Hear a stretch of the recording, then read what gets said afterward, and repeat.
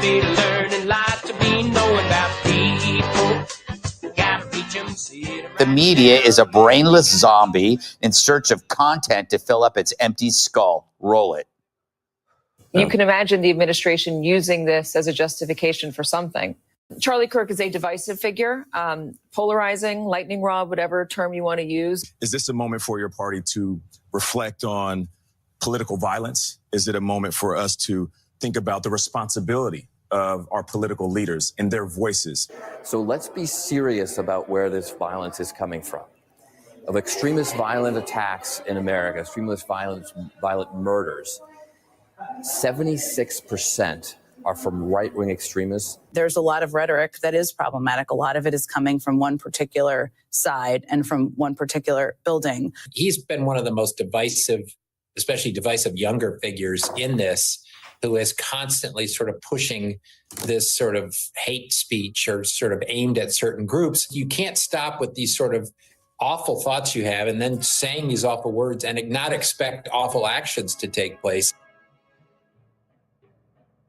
Want to get it off your chest? You're in the right place.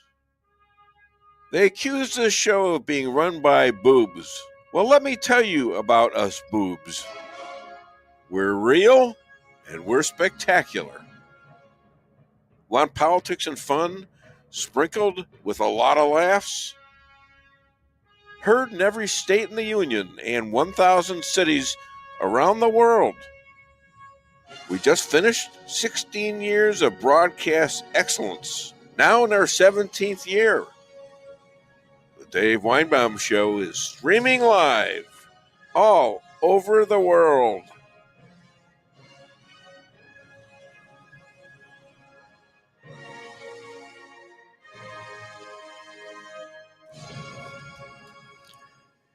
If you haven't experienced the ups and downs from before and after the murder of Charlie Kirk, you may want to check your life by blowing a feather and seeing if it moves. If it doesn't, you may already be with God without knowing it. Trump supporters are growing, with almost every MSM journalist coddling recent lefty assassins like Luigi Mangione, Ryan Youth, Tyler Robinson, following their atrocious attacks on our government, the presidency, and our world standing. Nobody believes them anymore, and the idiots are being toppled from their highly overpaid platforms by their bosses. And it ain't just MAGAs. It's Dems with an independent brain concluding that the last 10 years they've been lied to by their Dem heroes. And not one of these Dems have any concept of explaining themselves. After the reaction to Charlie, thousands are moving to the GOP, and the Dems have no clue how to effectively account for their shoveling themselves implacable inability to tell the truth. The words, "You can't be this stupid," are wrong. Ladies and gentlemen, number two. Hey. That last guy there, Dowd, ended up getting fired, which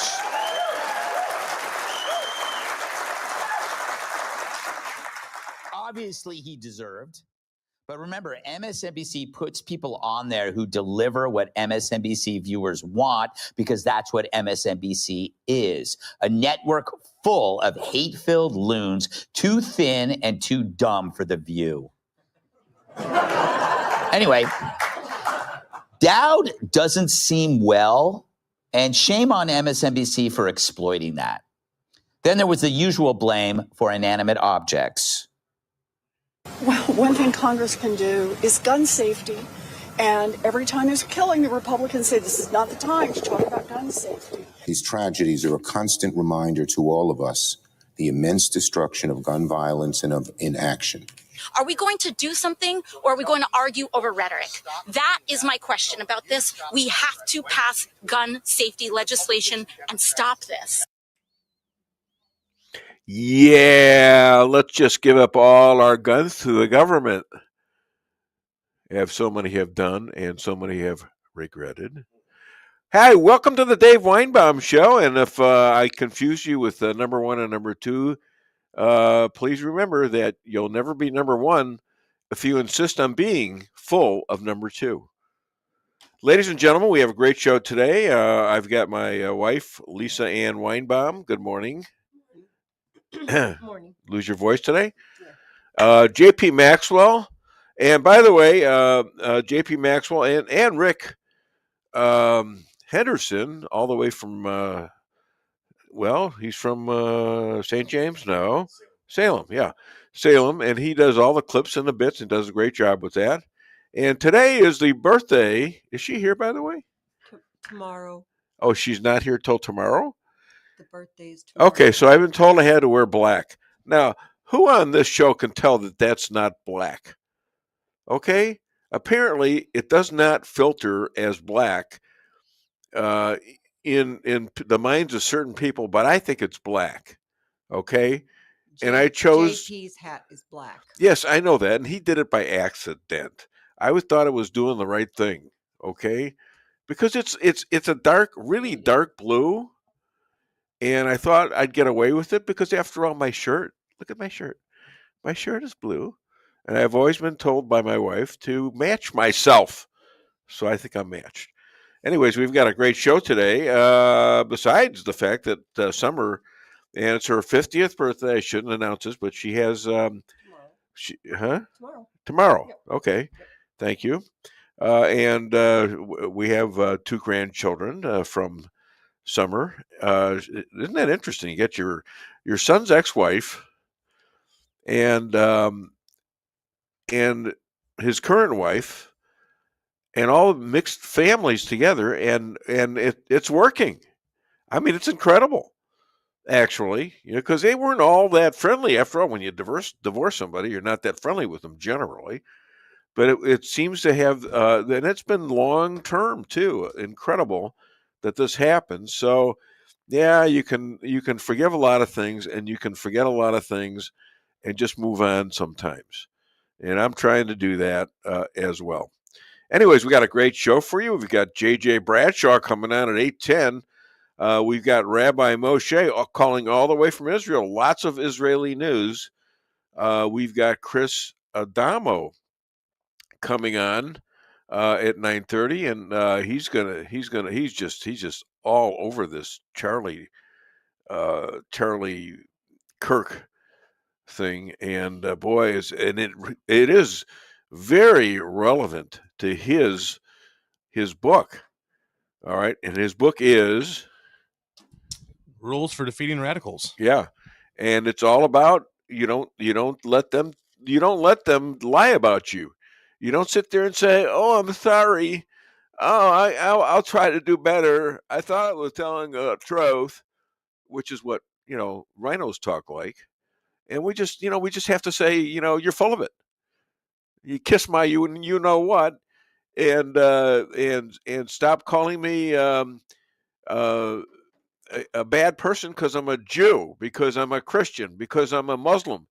You just have to stop calling me names because that makes you racist and anti-Semitic and anti-Muslim. Okay? You can be anti somebody, but it doesn't have to be because of a you were born that way. All right, you don't tell people they're bad because they're black or brown or whatever. You don't do it. It's ridiculous. Now, if you want to pick on somebody for their ideas, then okay, that's fine. Pick on somebody for their ideas, which is what Gentle Charlie did.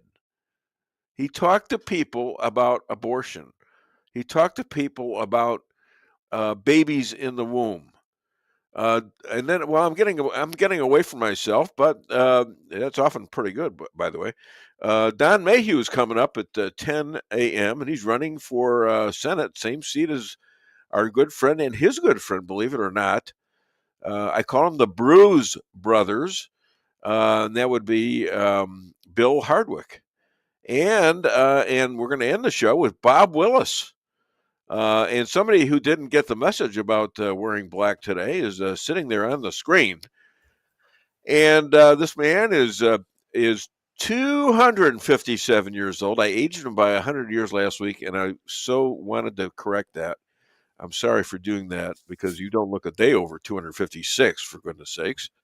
This man is an expert on the Constitution. Why? He was there. He helped write it. I think he was like 7 years old or something like that when he gave advice to George Washington and Thomas Jefferson and Ben Franklin. And so I want to welcome all the way from, well, Rolla, Missouri, my friend, J.J. Bradshaw. Thank you. Good morning, Dave. JJ, what's on your big bad brain? Well, it's been a hell of a week, Dave. The stuff is coming at us faster than I can absorb it. We'll start with Turning Point. Charlie Kirk's assassination. I'm sure that the far left thought that would be the end of it. When you shoot the messenger, you make a martyr. And Turning Point has seen an explosion of applications for new chapters all over this country and abroad. And the other day, Erica Kirk was unanimously elected as the new CEO of Turning Point. She has a bunch of well-known folks that are standing beside her saying, yeah, we'll do the tour. We'll talk to these folks. So let me say, I went to YouTube and Turning Point USA and watched a few clips because the radicals are saying, well, this guy's a Nazi. This guy spreads propaganda. All of this garbage. If you look at the back and forth between Charlie Kirk and radical folks who might attempt to change his mind, he was always courteous and beat him to death with the facts and made a whole bunch of drooling liberals look like drooling liberals. My hat's off to you, Charlie. Yeah. I think the left... And then they were okay with it. The people that he converted or at least got to agree with certain things that they were wrong about, he was very kind to them, very kind. Okay, he says, and his concept was, I'm not here to beat up people for what they think. I'm here to help them see the truth. Give them the facts, because they're sure not going to get the facts from the mainstream. Right. He made a lot of friends over the years, and folks that walked in planning on being confrontational ended up realizing that the guy's got some pretty good ideas and he's got the facts to back him up. Dave, this is the sort of gentle discourse that our founding fathers had in mind. And I said last week, read the Federalist Papers. You will see that back and forth, the exchanges of ideas, arguments about ideas. This is what our country was founded on. And we've walked away from that.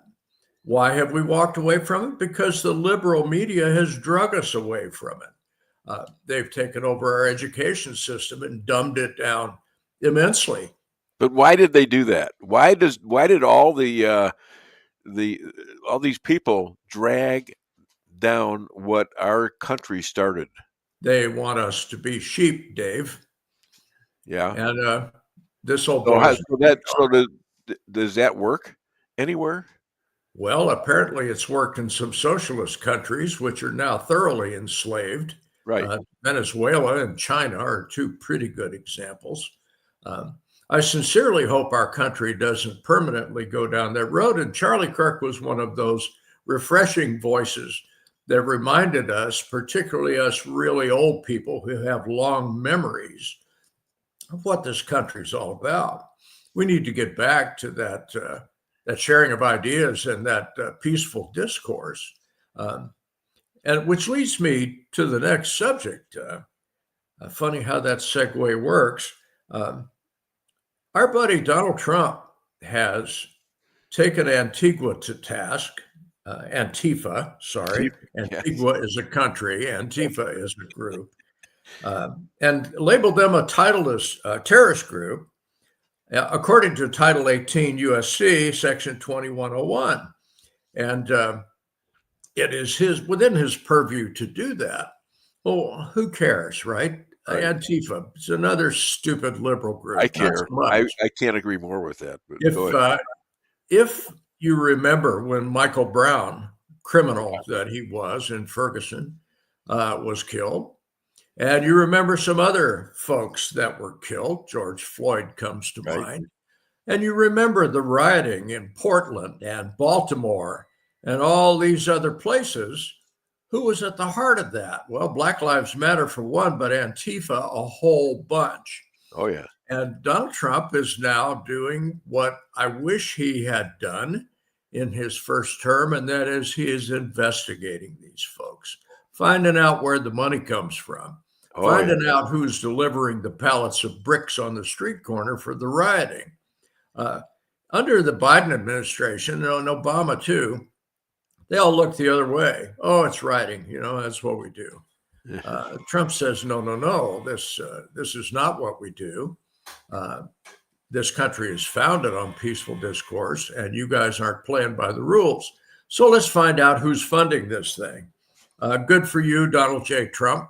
I think when you actually sick your FBI on Antifa and find out who's funding it, you'll be surprised, and so will they. So good for that. Let's talk about pop culture for a moment. Now, I'm as much a non-pop culture guy as there ever was in this world. I don't care a big hoot about influencers. I don't care a thing about Taylor Swift. I don't care a thing about late night TV. All of that is just noise and garbage as far as my life is concerned. But Jimmy Kimmel, fairly talentless individual, got his show suspended by ABC due to comments that he made about the death of Charlie Kirk, in particular, Charlie Kirk's assassin, who Jimmy Kimmel attempted to call a MAGA person. If you look at the facts that have been so far released by the FBI and the Utah State Police, this guy was anything but. He was as anti-MAGA as they come. He was as left-wing as they come. And a whole bunch of folks said, Jimmy Kimmel, no, you were attempting to mislead your audience. Even the chairman of the FCC said that, let's see, his name is Brendan Carr, said that his comments were misleading and threatened to pull ABC's broadcast license. Can the FCC do that? They certainly can. Sure. So Jimmy Kimmel, I never watched your show because I never figured you were particularly funny. Haven't watched any of that stuff since Leno decided he wasn't going to do it anymore. But I'm glad to see that people are paying attention and that folks have a price to pay for misleading their audiences. The broadcast networks has radio and television. Let me just interrupt you just for a second here. Johnny Carson, I was watching TV last night doing show prep, and he's quoted, and it was a clip so we could see him talk. He says, I always thought that it was a mistake to give an opinion on one side or the other. My job was to be funny, and I believe the job of all comedians is just to be funny and poke them both. He says, once you get to the point to where you think you are smart enough or godlike enough to go to one side, you're done. And that's what's happening. These guys are getting left and right because they take only one side, and it's made them non-funny for half of America. When you want to be successful in the comedic business, you have to want to have people from all parts of the country, all parts of the world laughing at you and not despising you. If you're going to poke fun, you got to poke fun at both sides, and more or less equally. If you look at Colbert and Kimmel, like I said, I didn't watch this stuff because it's garbage. But what I've read about it was they took a partisan side on this stuff. And when you start preaching nothing but left, which is what these folks have done, there ought to be a price to be paid for that. Now, they claim, Kimmel and his buddies claim, and the far left claim, that Trump was the one that shut him down. Not so. There is a merger pending that they would like to have favorable kudos on. And this guy standing out like a sore thumb leftist might get in the way of that. So they pulled him. Well, fine. You know what's so neat about that is tonight in his spot, they're going to do a tribute to guess who? Charlie Kirk. Damn right. Isn't that? This is they're owned by Disney. ABC is owned by Disney, and that's Isrig is the guy's name, who's the CEO of Disney. Oh, I have no idea. I think that's the woke company. And I think they're treading way back against that because it almost killed that company. Yeah, their movies were tanking. And I think they figured it out that this is not the Disney that Walt had in mind when he developed the company. It is such a long way from that. Sure. And, not only Disney, let's take a look at Bud Light. Let's take a look at Cracker Barrel. Let's take a look at the other woke garbage that has come out and is mostly universal by folks like me, condemned. Outspoken folks like me who say, this is garbage. I'm not going to watch your gay ass animation movie. Not a chance. You're not going to get my $15. Not a chance. There's a whole bunch of us, not just rednecks for Rolla, but a whole bunch of people in this country that are saying we're headed the wrong direction. I'm not going to participate in this. I'm going to criticize this every chance that I get.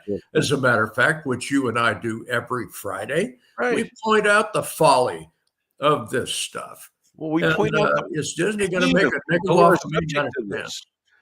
Transgenders, that is a horrible thing to do to kids, and a lot of them, they start them off 6-7 years old. Yeah, tell me what child actually has the wherewithal and the knowledge to choose. Well, hell, if that's the case, we'll just let them all drive while they're 6 or 7 also, right? It's drink, crazy. Whatever, let's do that. This is lunacy. And if we're going to talk about lunacy, let's take a look at Charlie Kirk's assassin and look back at some other folks that have some commonalities between them. They're transgender, for one. That tells me that there is some mental illness occurring there. Even though the left said, oh, well, if you're a boy, you want to be a girl, okay, knock yourself out. And don't let your parents, we won't let your parents know. No. That's the other factor. In any of the religious tomes, the Torah, the Bible, any of it, there is man and there is woman. Show me where there is something else. You are one or the other. And if you claim to be something else, then you're wrong. You're wrong. You're suffering from mental illness. When did we stop identifying this stuff as what it is? We go the leftist route and gloss it over and say, okay, if you want to be a girl today, go ahead. No, this is absolutely wrong. And I'm so glad we finally have somebody in the White House who's pointing this out and saying, what is the matter with you people? Common sense. There's only 2 genders. That's it. There is. It's all there is all it's ever been and all there's going to be. It's the simplest thing in the world. Pull your pants down and take a look. What you see is what you are. Wait a minute. I can't. I suddenly flashed in my mind. Are my audience going to do that? Oh, don't do that. Come on. Oh, Dave, this is your audience. They're probably laughing. I hope they are. I hope to God they are. I'm not trying to pull a Jimmy Kimmel here. This is plain old truth. It's plain old fact. You are one or the other. And anything else is mental illness. It's delusion. Yeah. So why have we had a government, an executive branch that supports this concept for all of those years? Yeah. Are you kidding me? Well, you and I have talked about the jab for a good long while now, and we both, I think, are substantially in agreement that the jab was a serious mistake. I went ahead and took it twice, never again. Yeah. Finally, in the CDC, we've got a fellow named Martin Kulldorff, who is the chairman of the Advisory Committee on Immunization Practices. Right. And he has called on his critics to debate him. This sounds like Charlie Kirk, doesn't it? Yeah. Never in the CDC's history that I have been able to find has there ever been public debate. It's all done smoke and mirrors behind closed doors. Right. And we finally have a guy in there that says, nah, bring it on. Well, let's talk about it. Let's make this transparent. Let's make this public. And that's what JFK did. JFK said that no, not JFK. RFK said in the Senate, and these guys went nuts, and they all got money. They all got millions of dollars from Pfizer, Moderna. Of course. And they're saying, "How dare you?" I mean, there was viciousness there. Oh, Dave, transparency is anathema to these folks because it leads down the money path, and they don't want that exposed. I thought RFK was very, very considerate, very kind to them when he blasted back at them. Later on, we're going to play clips from Hush Patel or Kash Patel, and those are going to be very, very vivid, even tougher, much tougher than RFK was to the scene. Oh my gosh, did he rip him? Kash Patel is. I have a tremendous respect for that man because he calls a spade a spade. Yeah. And boy, he blasted Adam Pencil Neck Schiff. Golly. He cut them no slack at all. Well, good. This is the transparency that our founding fathers had discussed. When did it happen that when you go testify before Congress, you have to kiss their ass every time they want you to? Absolutely. Where did that come from? I don't understand it.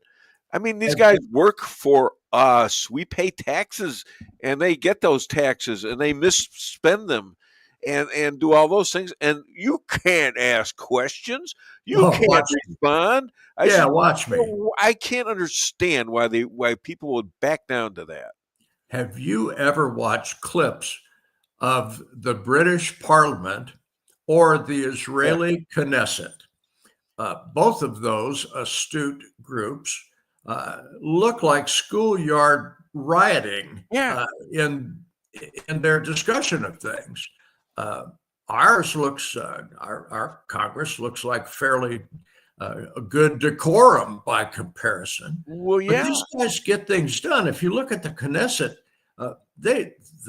they're the most disparate bunch of people that there are on the face of this planet, yet they get things done because they need that unity for their country to survive. I wish that our country, our Congress, would recognize that for our country to survive, we're going to have to agree on some things. You know, it's not agreeing to the constitutional debate process. It's not a. It seems like it's a conundrum to the Constitution itself that you need things talked about before you vote on them, and you need to be able to let people talk on either side. Yes, that was the plan from the beginning. And speaking of that, as my closing part, because we're coming up on the clock, Yes, we are. We got a continuing resolution that may come up that will fund our government through the end of September. And as it was proposed by the Republicans, pretty straightforward stuff, a so-called clean bill. The other side of that coin is you got clowns like Chucky Schumer and other leftists who are saying, absolutely not. We got to throw some things in there like, so let's continue the subsidies for Obamacare. Let's continue some of this socialist garbage that we shoved through in the past. So the end of this month, we got a little fight on our hands. I think if the Democrats drag their feet and shut the government down, the blame is going to be placed squarely on them. Why? Because our Republican Congress has done a pretty good job of advertising this thing as a clean bill. Yeah. It's been published. And those of us who chose to look at it say, that's not bad. That's mostly what the founding fathers had. Yeah. There's garbage in there. Of course, there's always garbage. But I think the Dems are going to have their hands pretty dirty if they decide to sully this thing. They're so down. What are they going to do? Are they going to take away these tax cuts? I mean, they are so. I mean, you can't get any more stupid. Yeah, you can. Just follow it. Yeah. Hey, before you go, JJ, let me read some messages. Patricia Oden Maxwell sounded good, looking good. Go team. Thank you. I love the fundraiser for our friend Bill Hardwick. Thanks for that. Roy Maddox, good morning from Oklahoma. That's your buddy. Yeah. Megan Johnson, good morning. Good morning, Megan. Great to see you. Joseph Dalton, head of the PRC. Good morning, y'all. Y'all. He thinks he's a Southerner. Southern St. Louis, that is. And Maddox. Oklahoma is listening. Yay! Thank you for listening. Megan Johnson, preach it. I guess that's for you. You're more like a preacher than I am, that's for sure. My wife could. Yeah. All right. Well, thank you, JJ. And let's all hear it for JJ Bradshaw. Do you still want the cash clip for him? As we yeah, play that. Go ahead. I'm sorry. See, you got to remind me of these things. Yeah, that's good. Yeah, we got one more clip. You are now requiring applicants to be able to do a certain kind of pull-ups, which a lot of women cannot because of physiological differences. Are you requiring these kinds of pull-ups? We are requiring a physical program at BFTC at Quantico because FBI agents carrying guns in the field have to chase down bad guys and do really hard work. If you want to chase down a bad guy and put him in handcuffs, you better be able to do a pull-up. Isn't it the truth, Dave? What do you say we hire a bunch of gays and put them out there and they can breathe? David, it's been my pleasure. I will talk with you again next Friday. JJ, thanks a lot, buddy. Have a great weekend. Let's hear it for JJ Bradshaw. Okay, well done. Well done. And now we got commercials coming on. Buy things from these great patriots. And we'll be back in a couple minutes. Thank you. Your home is your castle. You don't need unwanted hassle.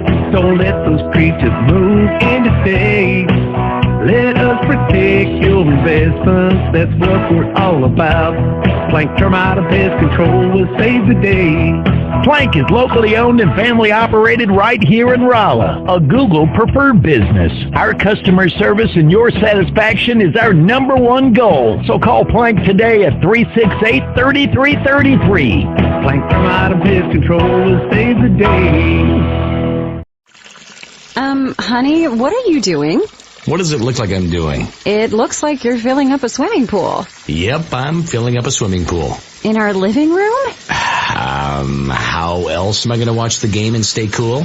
If your AC is on the fritz, call Hartley's Climate Control. Hartley's is the area's best in HVAC repairs, installs, and maintenance. Knowledgeable, honest, and dependable. Serving Rolla and the surrounding areas for commercial or residential needs. Hartley's Climate Control. Community born, community raised, community serving. Call Hartley's Climate Control today at 573-368-3163.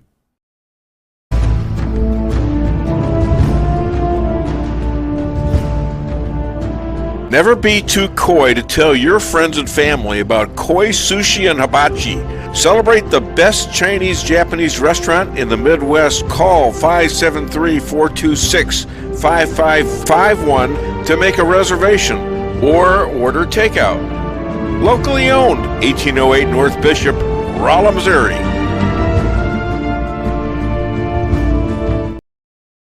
We can sum up McDonald's new crispy chicken sandwich in one word. Crispy, but also juicy and tender. Okay, it's crispy, juicy, tender, all one word. But then, also pickle. Oh, and potato bun, which is two words. Okay, we can't sum up our new crispy chicken sandwich in one word, so you'll just have to try it to understand it. Order ahead on the McDonald's app at participating McDonald's. Ba-da-ba-ba-ba. Merrill's Quarry and Asphalt, 40 years serving cities, counties, and everyday businesses with driveways for people who live and work in our little piece of heaven right smack dab in the middle of America. Call 573-578-9101 for your free estimate of rocking, rolling, paving, driveways, sealing, and striping too. That's 573-578-9101 for your free estimate. Your home is your castle. You don't need unwanted hassle. Don't let those creatures move in to stay. Let us protect your investments. That's what we're all about. Plank Termite and Pest Control will save the day. Plank is locally owned and family operated right here in Rolla, a Google preferred business. Our customer service and your satisfaction is our number one goal. So call Plank today at 368-3333. Plank Termite and Pest Control will save the day. At your locally owned Price Chopper, our standards are high because we know yours are. See for yourself what an incredible fresh selection of grocery items we have in store. Talk to our expert meat associates about what you're looking for.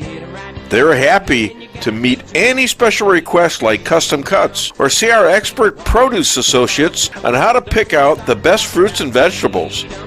Quality in the deli means fresh, full flavor, and always delicious. If you're craving fresh baked goodness, we have that too. You can expect the best selection and the best value while interacting with our friendly and knowledgeable employees. You can find what you're looking for fast and easily at the best prices at Price Chopper. Fresh savings every day.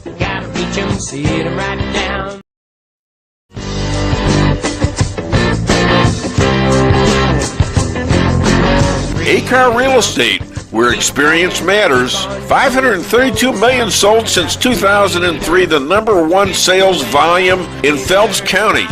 As a client for decades, I can say they are the best in mid-Missouri. Call 573-368-7355. That's 573-368-7355 for the best real estate experience you'll ever have. Gotta reach 'em, see it right now.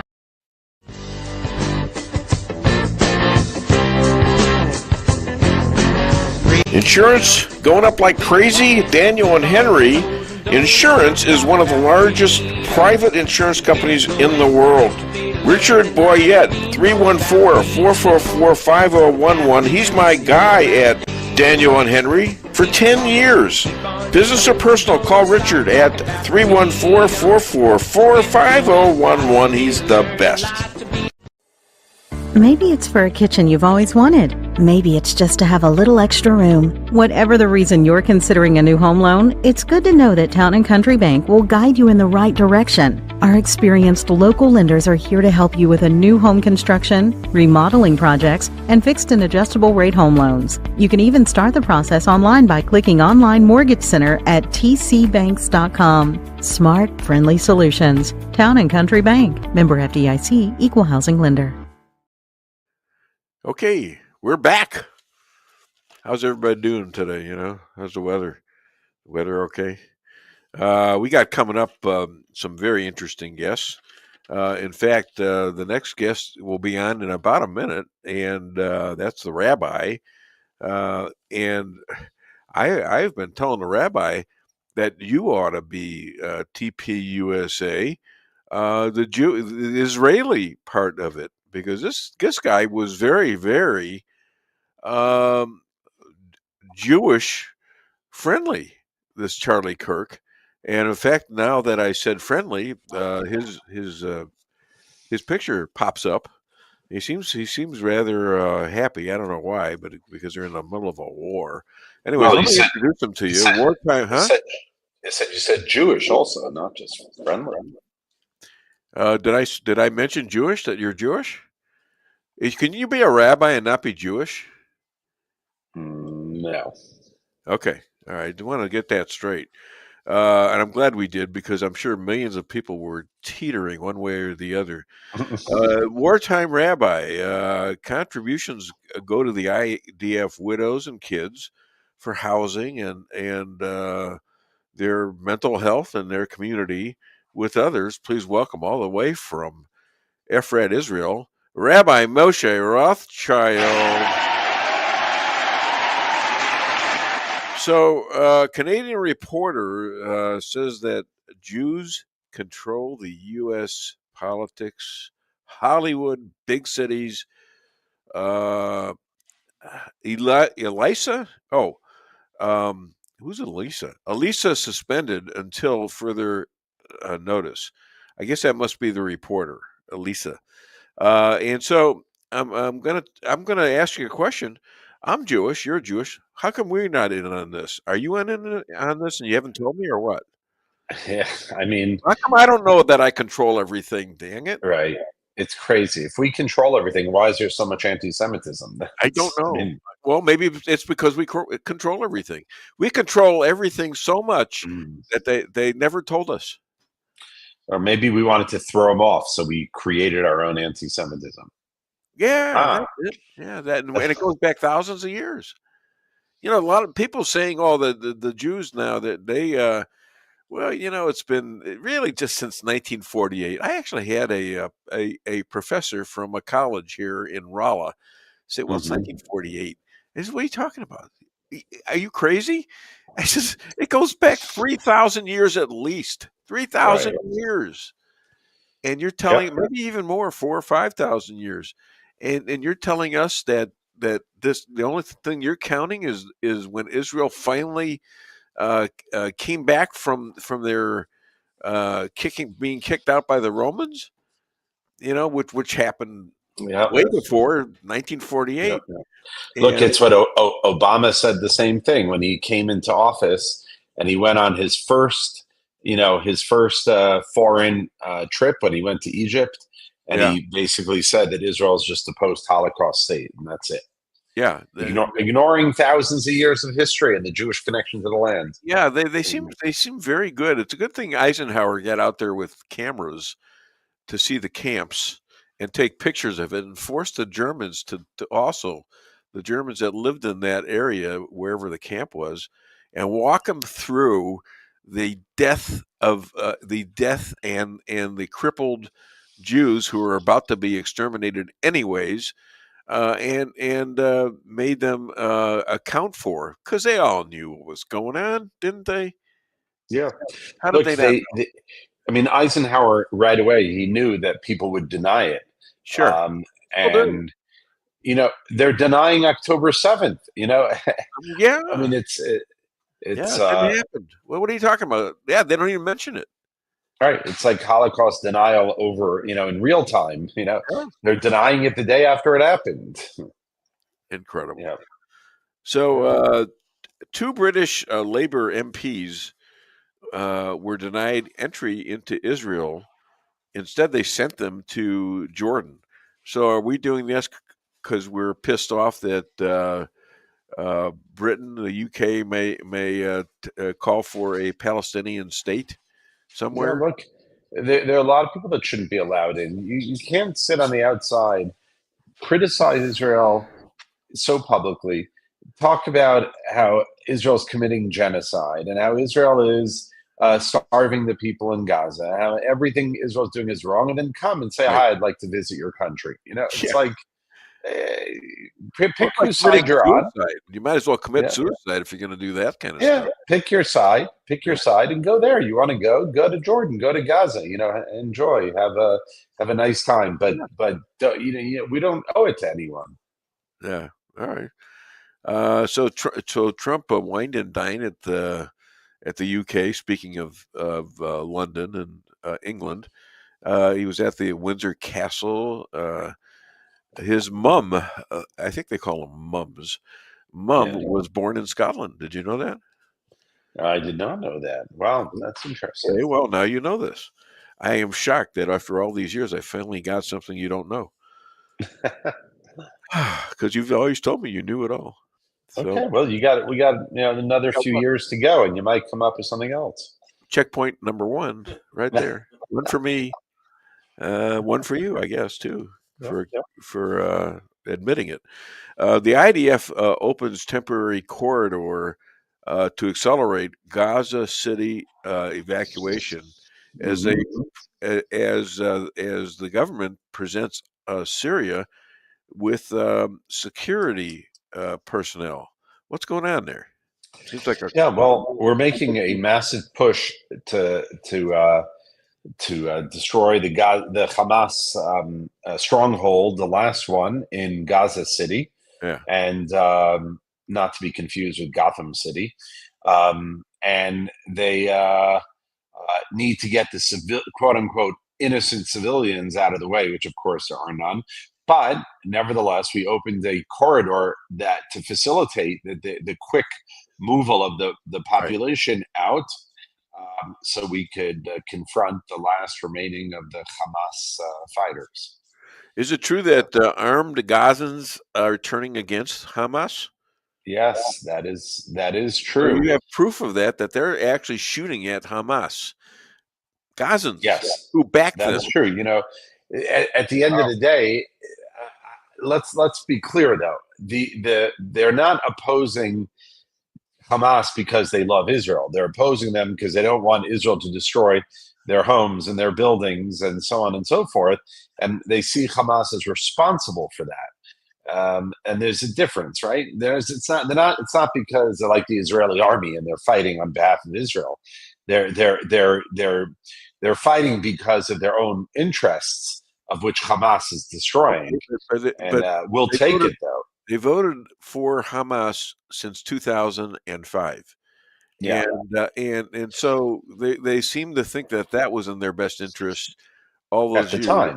At the time. And now they're turning on their leadership. You would think there would be something in their minds that went off that said, okay, wait a minute, we were down the wrong track and we got to change. But no, they're not changed. They hate Jews just as much as they ever did, and yet now they're pissed off because Hamas didn't eliminate enough Jews, I guess. Yeah. And their homes are being destroyed, and they've not. It's just like they're not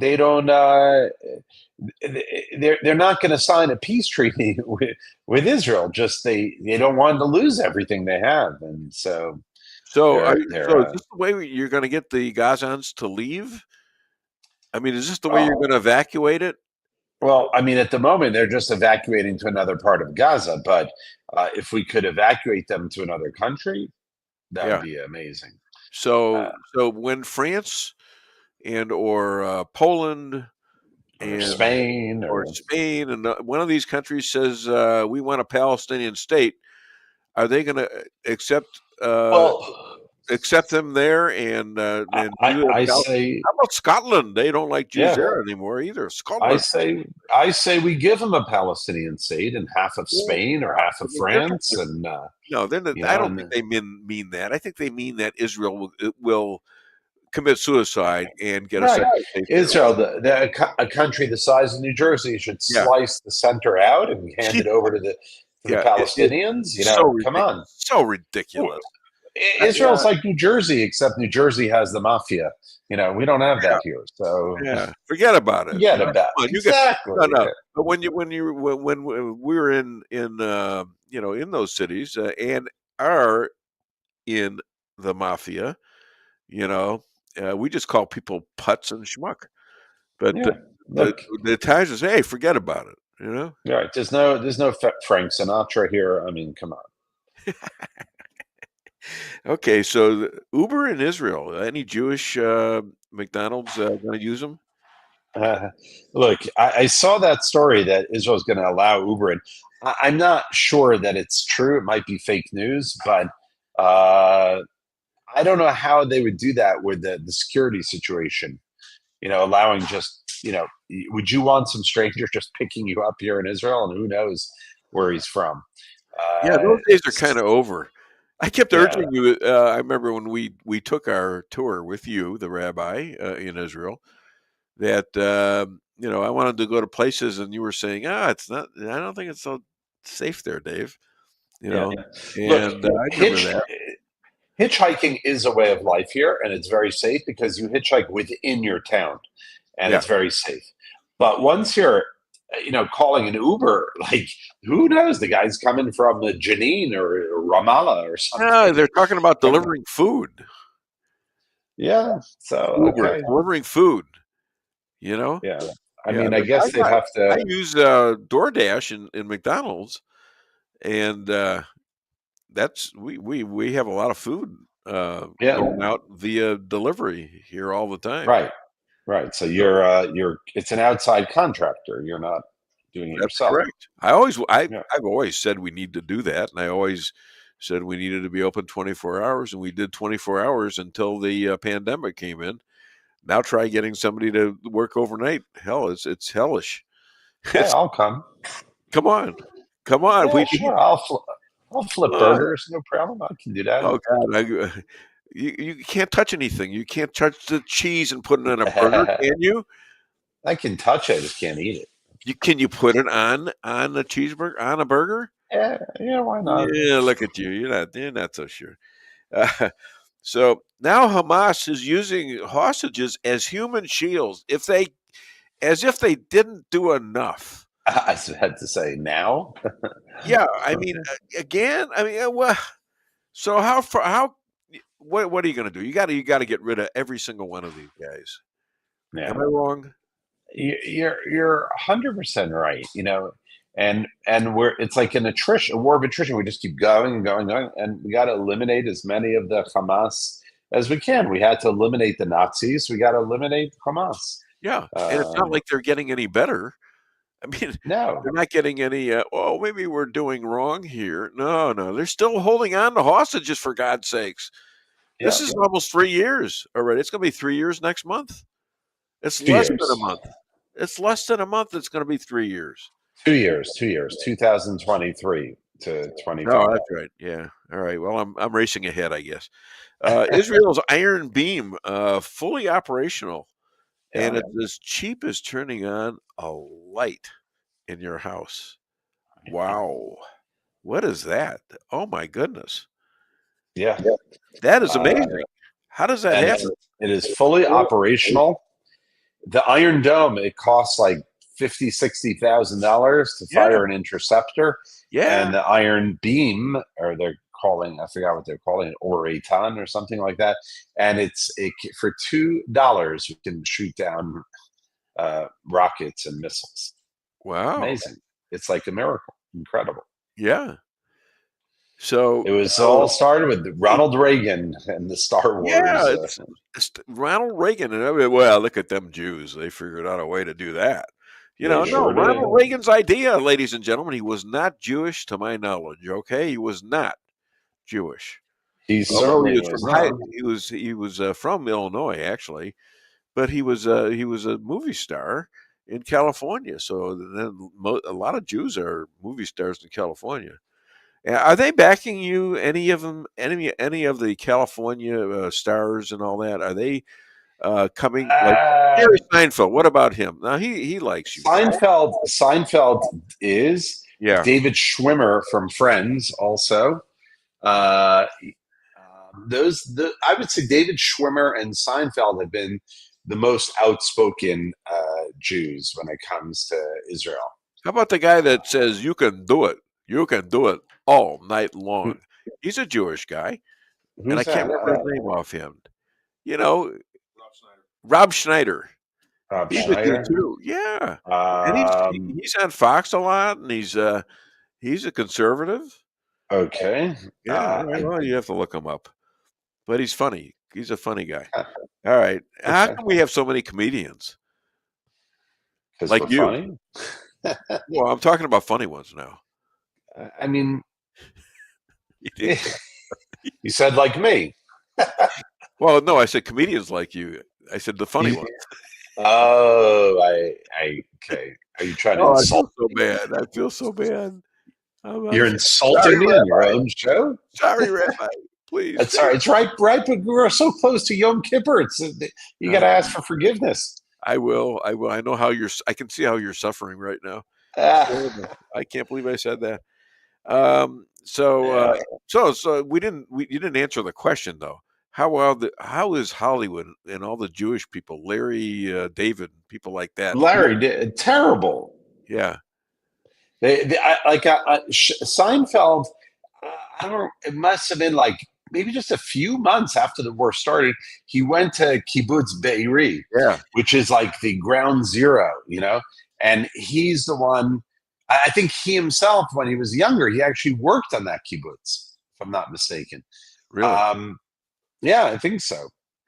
Yeah, I'm so happy that he is supportive after Larry David and some of the other Jews out there. I don't think Adam Sandler, I don't think he has anything to do with it. Or Adam Sandler has been very disappointing for me. Yeah. Because I actually thought he would actually come out and say something and be a spokesman. But he's been tremendously disappointing. So I don't really, I get it. I think they're afraid they're going to ruin their careers, but Well, I think they could ruin their careers with Jewish people. We only have 2.4% of the population here, I believe. Yeah. After Qatar attack by IDF, Saudi Arabia and Pakistan signed mutual defense pact. Now, what is your opinion of what we did in Qatar to kill some apparently Hamas high-level people, and was it successful? Well, I mean, even if we didn't kill them, it was successful in the sense that we put them, back on their heels, and we told them no matter where you go, we will always come after you. And they, I like that idea, by the way. They said that they're not going. They can't go in public. They can't use their phones. They can't. Like imagine living the rest of your life like that. It's like home arrest. But basically, they know that any given moment could be the moment where where Israel takes them out, and they have to live their whole life like that. So I would have liked that they were all killed, but at the very least, we demonstrated that Jewish blood's not cheap. You do something to us, and we're going to come after you. Now, put yourself in the position of that happening all over the world, and what would we do? You as Israel, I can't do it. Look, then. I mean, is someone we went after to attack in the Olympics of the Palestinians and the Jews, and they kept following those guys around until they killed them. Right. They made a movie about it, and so is this going to be what happens? Because it always happens. They are very close to killing Jews. Look, it always happens. Just you don't always know about it. We go after these guys. I would want to know about it. I would want everybody. Come on! In Qatar, we do know. With Qatar, we know about it. I mean, that one we know about. No, I'm talking about the world should know that if you go in and you kill a Jew and your government is okay with it, okay, we're going to find you and we're going to kill you. Okay, that ought to be very clear and very publicized. You go kill Jews in your community, and your government allows it, you're going to get it sooner or later, and it should happen sooner or later. Yeah. All right. Well, that's my opinion. What the hell do I know, right? Yeah. Other than Dave Weinbaum Show, where can people buy your book, Secrets of the Hebrew Bible? They can go. Let me finish. Okay. He's jumping on my lines. Okay. Can I talk now? You can talk now. Okay. Now I feel like you're my wife. I'm the rabbi of this show. Okay. I'm not the wife of this show. I'm the rabbi of this show. Everything else, I appoint to you. Okay, so you can go to our website, secretsofthehebrew.org, pick yourself up a copy, or go to our website, israelalliance.org or facebook.com/Israel Alliance. We'd love to hear from you. You know, Rabbi, I quit my job as a barber. I was a hair cutter. But we're still waiting for the laugh, but it's not going to come. You were a hair cutter. You cut your job and you get, okay, never mind. You give me the crickets. I feel like I have to be honest. It wasn't very good. Okay. Punts. Okay. Who said that? I'd have to finally something you said I can agree with. The part where I said you putz? I don't understand. Okay, I get it on that one though. See? Yeah. All right. What do you know from Phony, you bastard? Oh, you can't say that to a rabbi. Why did you do that, JP? All right, Rabbi. Shabbat shalom. Hi to all right, Shabbat shalom, guys. Take care. You and the family. Thank you. And Happy New Year. It's this Monday. Happy New Year, yes. Okay. All right. Take care. Bye-bye. Okay. Now, let's see. We got some time. Play a couple of the clips from the Trump thing on. Well, we've got talk about them going into other cities. Do 3 and 4 right now, and he's got a journalistic kind of gathering of most of his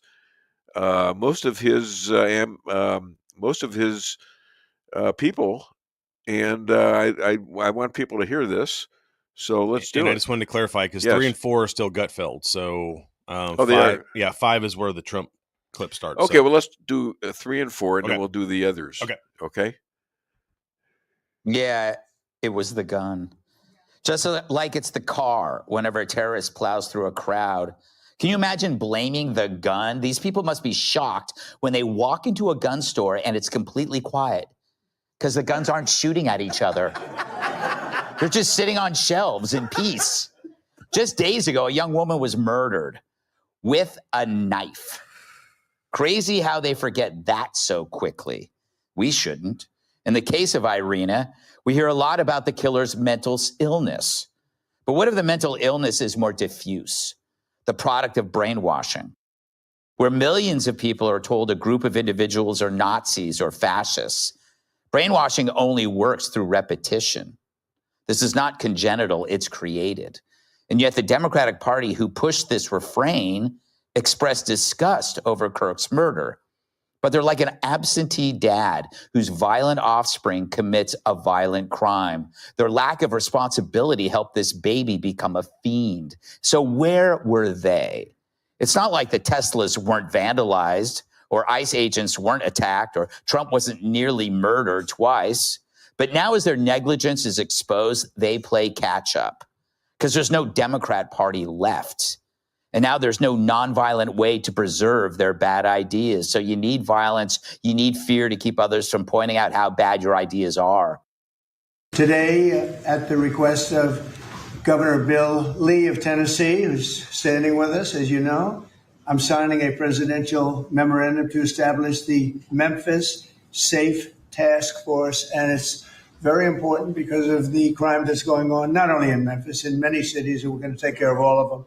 Step by step, just like we did in D.C. We have virtually no crime in D.C. right now, and we're going to keep it that way. It's our nation's capital. We're going to keep it that way, or we're going to federalize it if we had to, but we don't have to anymore because it's in such great shape.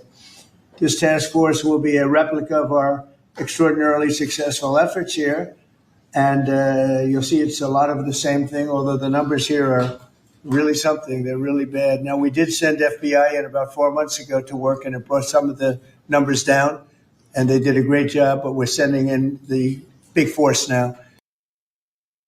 Your home is your castle, you don't need unwanted hassle. Don't let those creatures move in to stay. Let us protect your investments, that's what we're all about. Plank Termite and Pest Control will save the day. Plank is locally owned and family operated right here in Rolla, a Google preferred business. Our customer service and your satisfaction is our #1 goal. So call Plank today at 368-3333. Plank Termite and Pest Control will save the day. With warmer temperatures right around the corner and allergies ramping up, now's the time to get those AC units serviced. At Hartley's, we pride ourselves in offering outstanding service with fast response times. With proper maintenance, you can make those hot days be a lot cooler and remove those pesky allergens that always seem to find their way into your home. Call us today so you can be living a much cooler and healthier life. Hartley's, community born, community raised, community serving. Call Hartley's Climate Control today at 573-368-3163.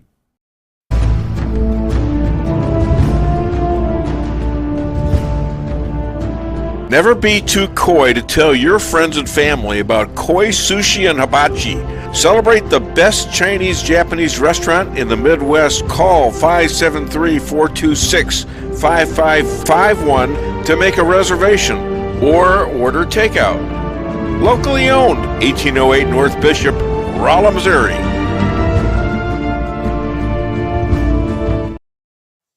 We can sum up McDonald's new crispy chicken sandwich in one word.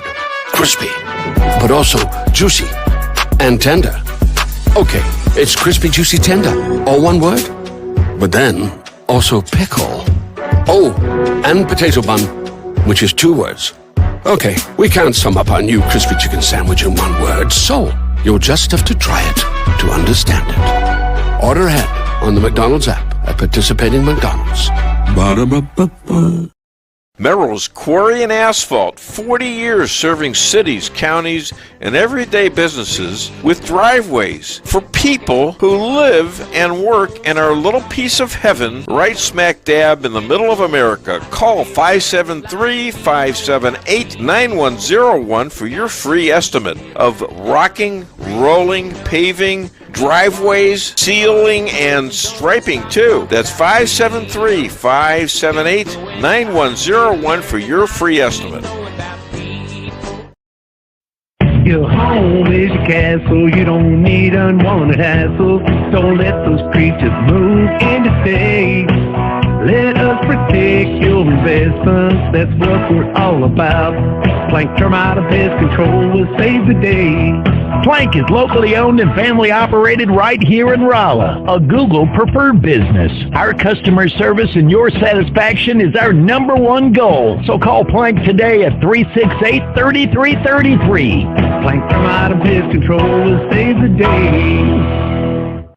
Busy schedule? Let your locally owned Price Chopper help you save time with online shopping. It's easy. Sign up to tcmarkets.com or download our mobile app in the App Store or Google Play. Create an account and browse through the categories and choose the items you need. When you place your order, your personal shopper will get all of the items you've selected, taking the same care you would and following your notes. We offer free curbside pickup, so you don't even have to get out of your car. Start your online order today and no online shopping fee for a limited time. Go to tcmarkets.com or download our mobile app to get started. Price Chopper.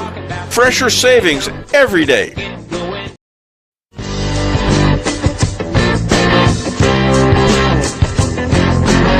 A-Car Real Estate, where experience matters. 532 million sold since 2003, the #1 sales volume in Phelps County. As a client for decades, I can say they are the best in mid-Missouri. Call 573-368-7355. That's 573-368-7355 for the best real estate experience you'll ever have. Gotta reach 'em, see it right now.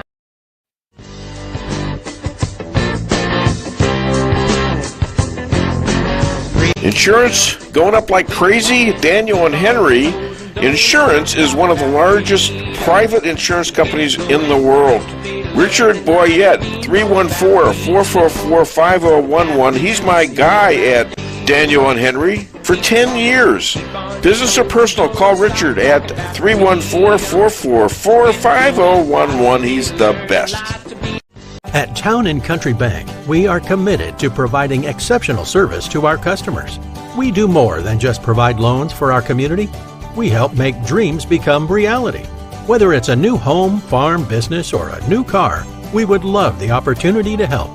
Stop by one of our 2 Rolla locations and let our friendly lending team remind you how special hometown banking can be. Smart, friendly solutions. Town & Country Bank. Member FDIC. Equal housing lender. Okay, we're going to have a little bit of humor on this show. I thought we already had the humor, but we're going to share some stuff. We had a good sense of humor and is like the president. Charlie had a great sense of humor. You ready? All right, let's hit it.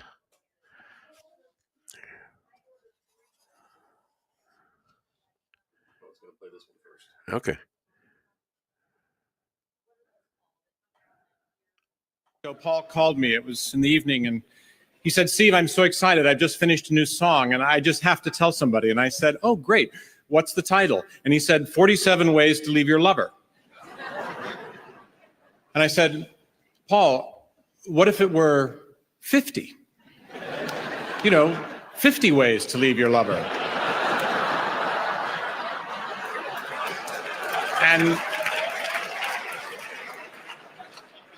And there was a long pause. And he said, "Go on." And I said, "Well, 50 has a nice ring to it, and 47 sounds a little awkward." And he said, "But, I've got 47. I can't think of any more." And I said, "Make a new plan, Stan."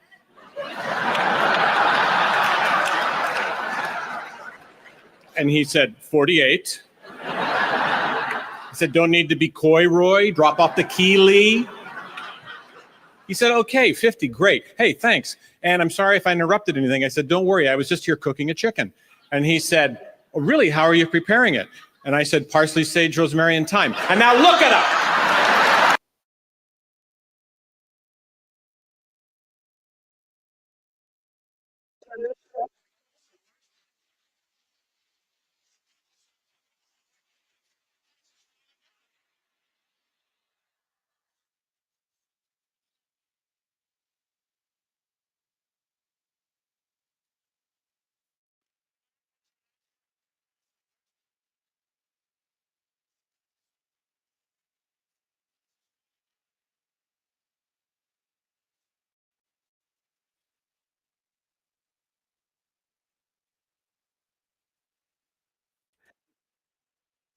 How the hell do they do that?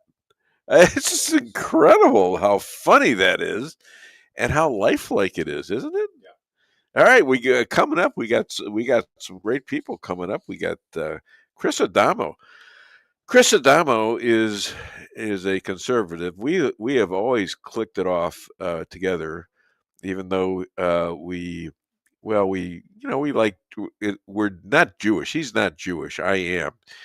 But we insult each other like we are Jews. He's Italian, he's Sicilian, and we're very like the Sicilians. I mean, it's close to Israel, for goodness sakes. And who was the Roman Empire run by? Sicilians and Italy and all the surrounding countries to take out our little Jewish country there. The only one ordained by God, by the way.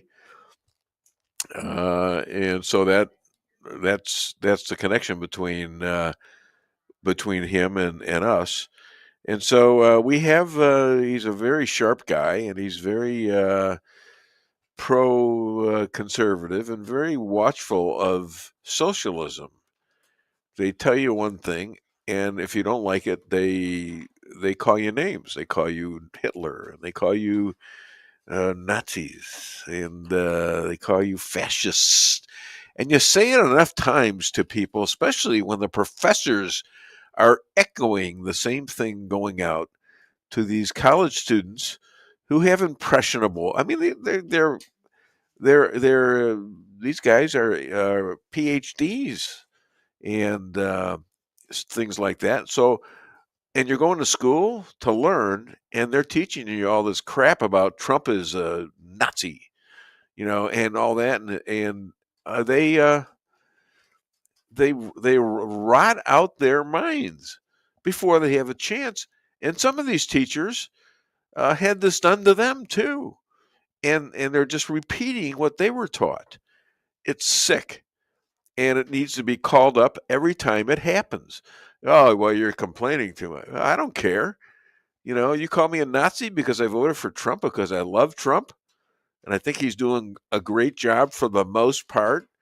One or two things. For everything else he's done, I actually am amazed at the things that I'm amazed that he's actually lasted this long.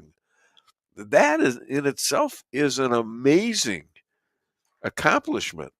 Amazing accomplishment that this guy has lived through so much and lived through so much aggravation. And I mean, he didn't need this.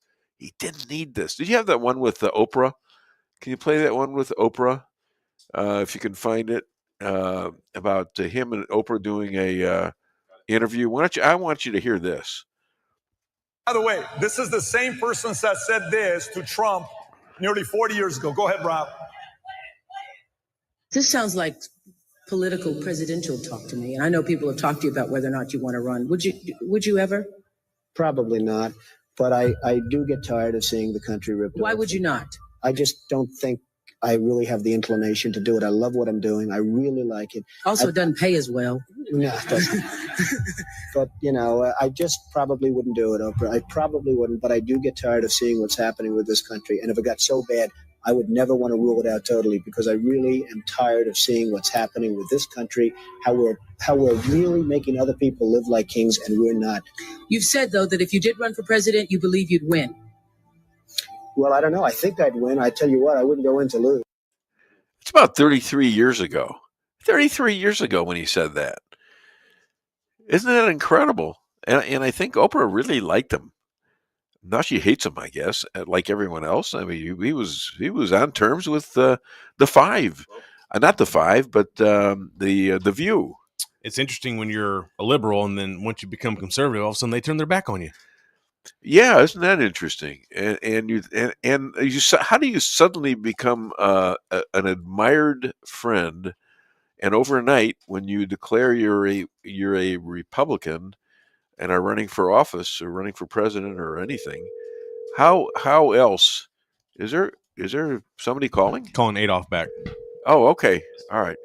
So how do you not? How do you get into that position to where overnight you become a total enemy? It just doesn't filter in. So what if the guy's a Republican? So what if the guy's a Democrat?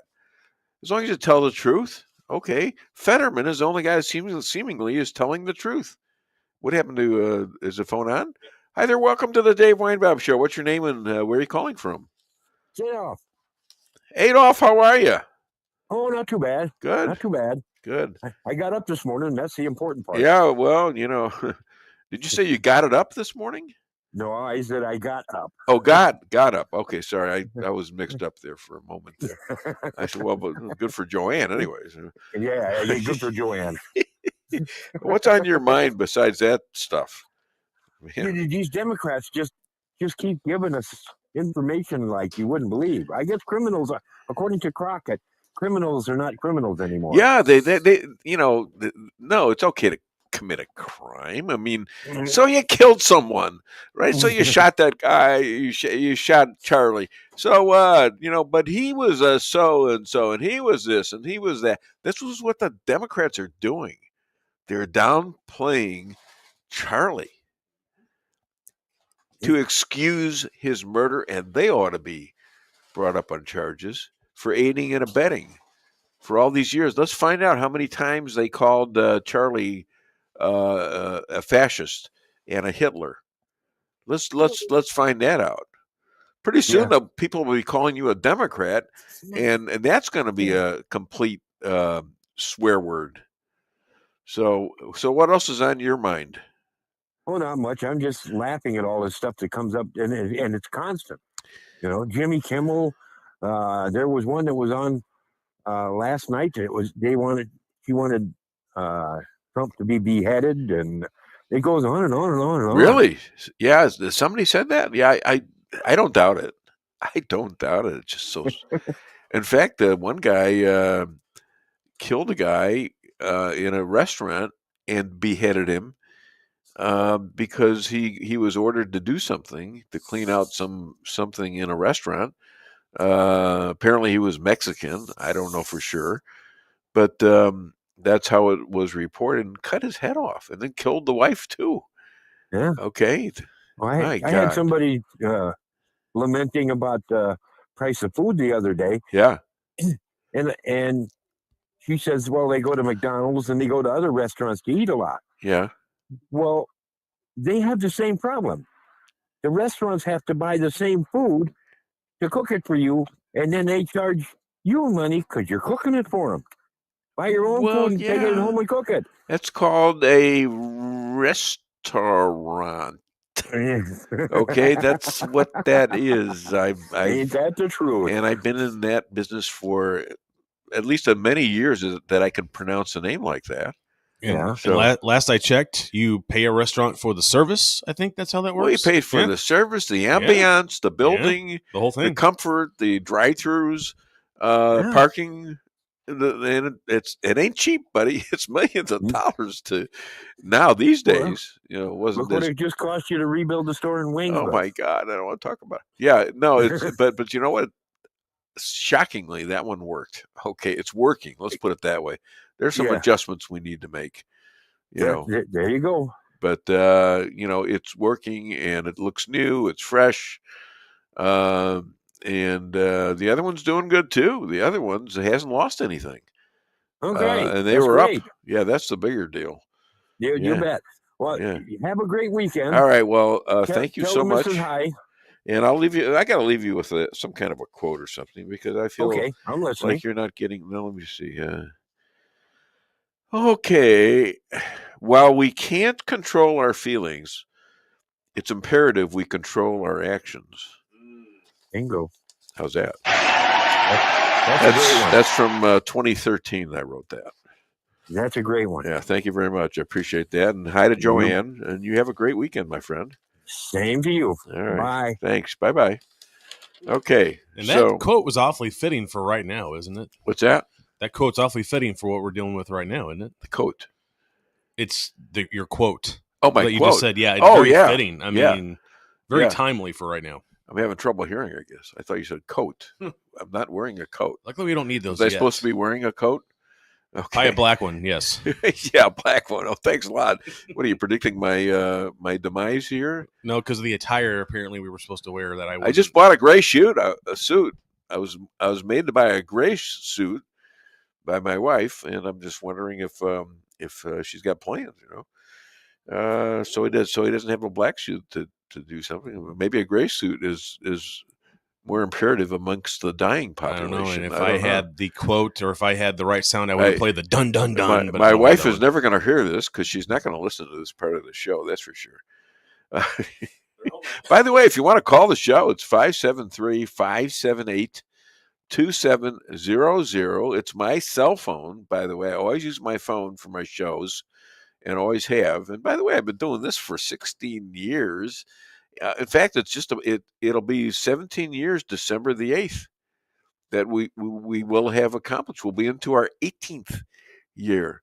And I'm wondering, can I still do this? I'm going to be 77 here in a couple of days, a couple of months. Let's put it that way.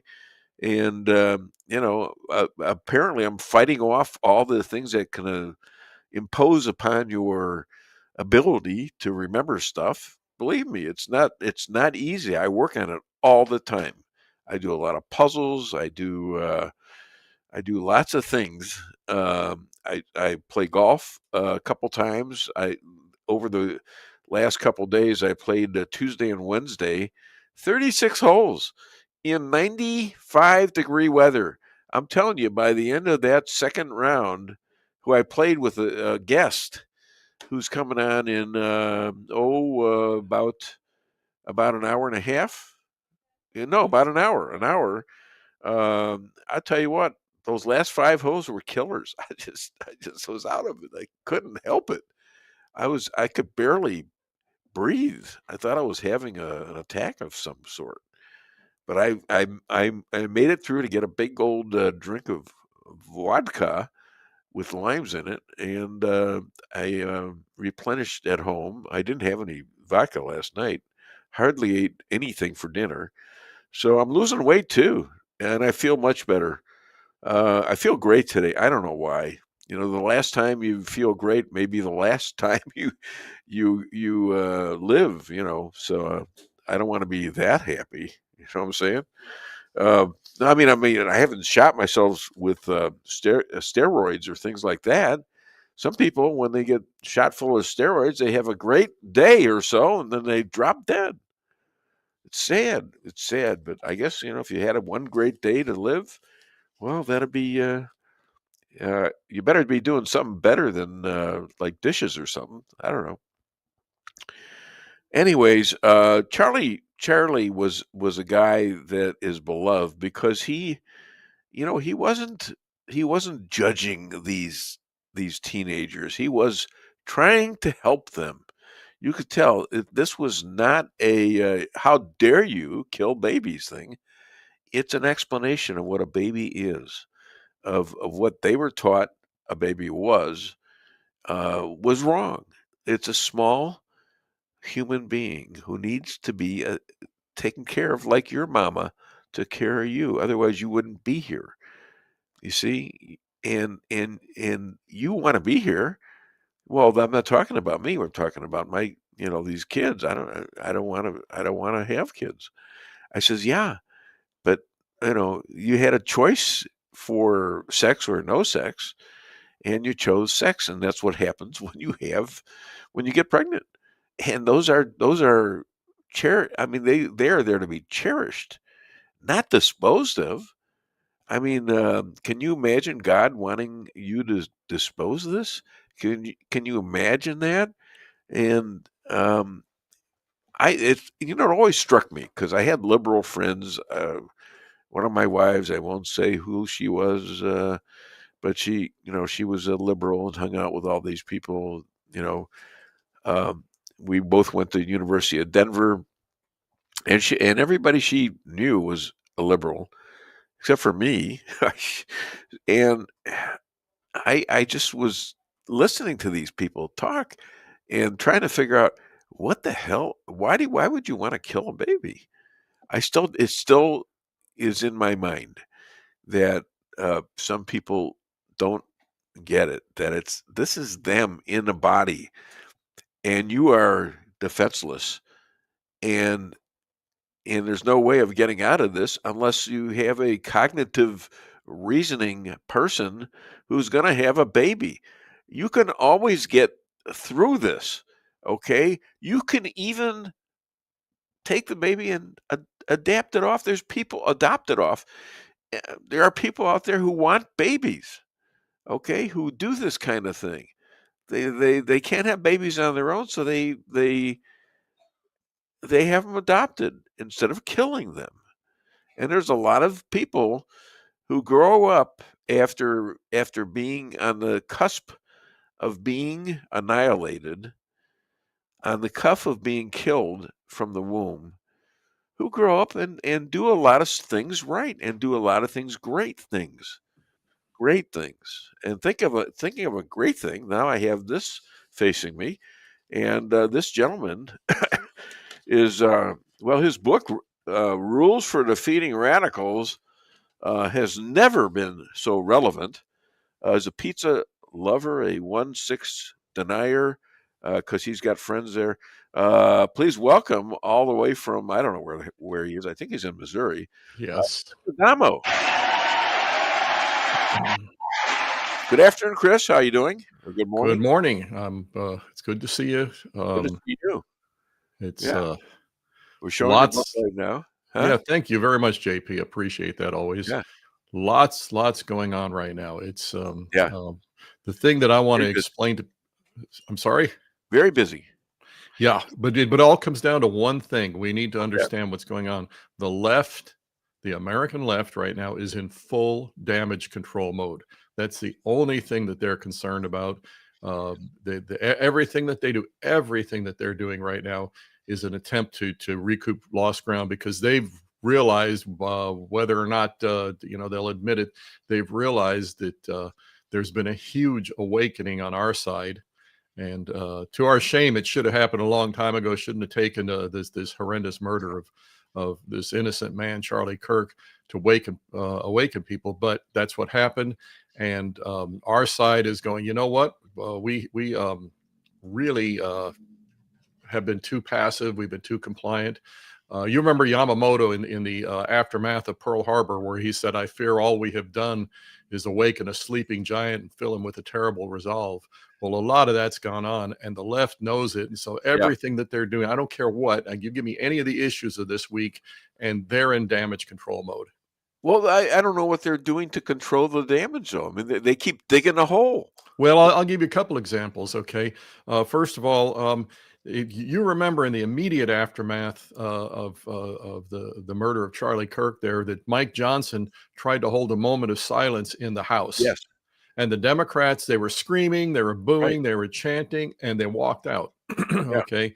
They were being Democrats. And this, I mean, you talk about bad optics, this looked terrible, but it's who they are. And then we need to know this is who they are. Now, yesterday, the Senate unanimously passed a resolution honoring Charlie Kirk. Okay. Unanimously means, you know what? I didn't know that. But so the Democrats all of a sudden they're going, they don't do that kind of thing unless everybody gets the message. You're going to vote this way or you're going to vote that way. You're absolutely right. That's a good point. Yeah. It came from the top down. Is do not do what the House did last week, because we got enough egg on our face with all of this. Okay. Now, the other thing that they're doing in damage control, and I'll refer back to my book, one of the principles I described in there was when leftists create phony moral equivalencies. So this is they're experts at this, and sadly we've fallen for it too often. I can give you some kind of more esoteric examples. Nominating and confirming judges for the Supreme Court. Now, any judge from any party that goes onto the Supreme Court has one job, which is to uphold the Constitution. Right. However, they've managed over the years to create this phony moral equivalency. Well, you're a conservative. You nominated Clarence Thomas to uphold the Constitution. That's partisan Republican stuff. So it's just as okay for us if we nominate justices and confirm justices who want to trash the Constitution. Yeah. That's a moral equivalency. That's a phony moral equivalency that they've created. Okay, it's backwards though. It's backwards. It always is. Find judges to uphold the Constitution, right, and protect it from anybody, conservatives and liberals and whoever else. Right, but see, they hate the Constitution. They hate what it stands for. So, that's the point. They hate America. Therefore, they're going to find who is going to help them destroy the Constitution, and by that, America. But they turn what you just said into a partisan issue. That's a Republican viewpoint. So as Democrats, we get to do the opposite, and they don't get called out on it. Every single judge that ever gets appointed, federal or Supreme Court or anything, every single judge ought to be about upholding the Constitution. If you put a Democrat in there that was his purpose, I'd be fine with it. But they're not. The point is they create these phony moral equivalencies. They all put their hands on the Bible and say they will uphold the Constitution. Unless they're from Minnesota, they put their hand on the Quran. But I get your point. Okay, but now let's talk about the phony moral equivalency that they're desperately trying right now. And again, remember my original premise, it's all damage control. Yeah. Okay.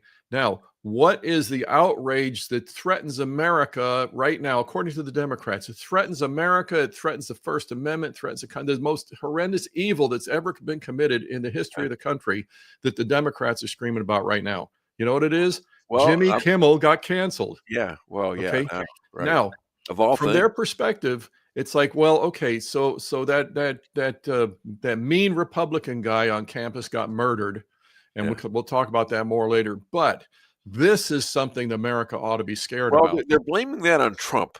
Oh yeah, and Trump doesn't own ABC. Disney owns ABC. Who they were the ones that kicked him off. And Disney's in but damage they're control blaming too. it on Trump. They're lying about it. Oh, they're absolutely lying. But the point is that every Democrat, every public office holder with a D by his name from California to New York is screaming that this is just the worst thing that ever happened. This is censorship. Oh my gosh, this is the end of America. The reason they're doing it is to create that phony moral equivalency. Okay, you guys are going to talk about that innocent man being killed. Well, we're going to talk about this innocent man losing his TV show, and this is much, much worse. Okay, now it's idiotic. It's idiotic. It's almost comical. It would be laughable if the consequences weren't so grave. It would be laughable. It would be laughable until people realize how many on the left listen to this stuff and believe it. But they're leaving the left now. They're losing this battle. You're absolutely right. That is the reason why the leftist leaders are in such panic and in, like I said, full damage control mode. And what does that mean? That they're going to change all their standard gripes? They're going to stop digging a hole for themselves? I mean, are they that? I said it at one point. Being stupid is you can actually be smarter than you are now. Well, they'll posture and I don't see that happening on the left side, other than what you just said about the Senate vote to honor Charlie. You'll see some efforts at that, but the point is their ideology is evil. Their ideology is depraved. These are the people that believe a man can become a woman. Okay, these people are sick and twisted, so they'll never actually rise out of that. But what they'll try and do is come up with ways to posture more effectively. Now, let me give you a couple examples there. Right off the bat, Obama put up a post on social media. Right off the bat, talking about, well, we don't know why this happened, but we need to all come together. We need to bridge the divide. Okay, now he's trying. Now, is this Charlie? Is this about Charlie? Yeah. This was immediately. This was like on the same day or the day afterwards. What he was doing was trying to offer some sort of platitude that people would say, well, he didn't support what happened, and he's condemning the violence. Generically violence, and then of course we got to get rid of the guns, which that's what they're always after. Okay, just the standard platitudes. But the point is, and I mentioned this last week, Obama, not once has he come out and called out all of his fellow leftists who were celebrating. Now they've since gotten the memo, stop celebrating, that doesn't look good, but not once did he call them out. Okay, so he was just engaging in platitudes too. We've got enough stuff. He's the king of this. He is the king of social stuff, of the community organizing, rabble rousing. Yeah, absolutely. He hates the Jews.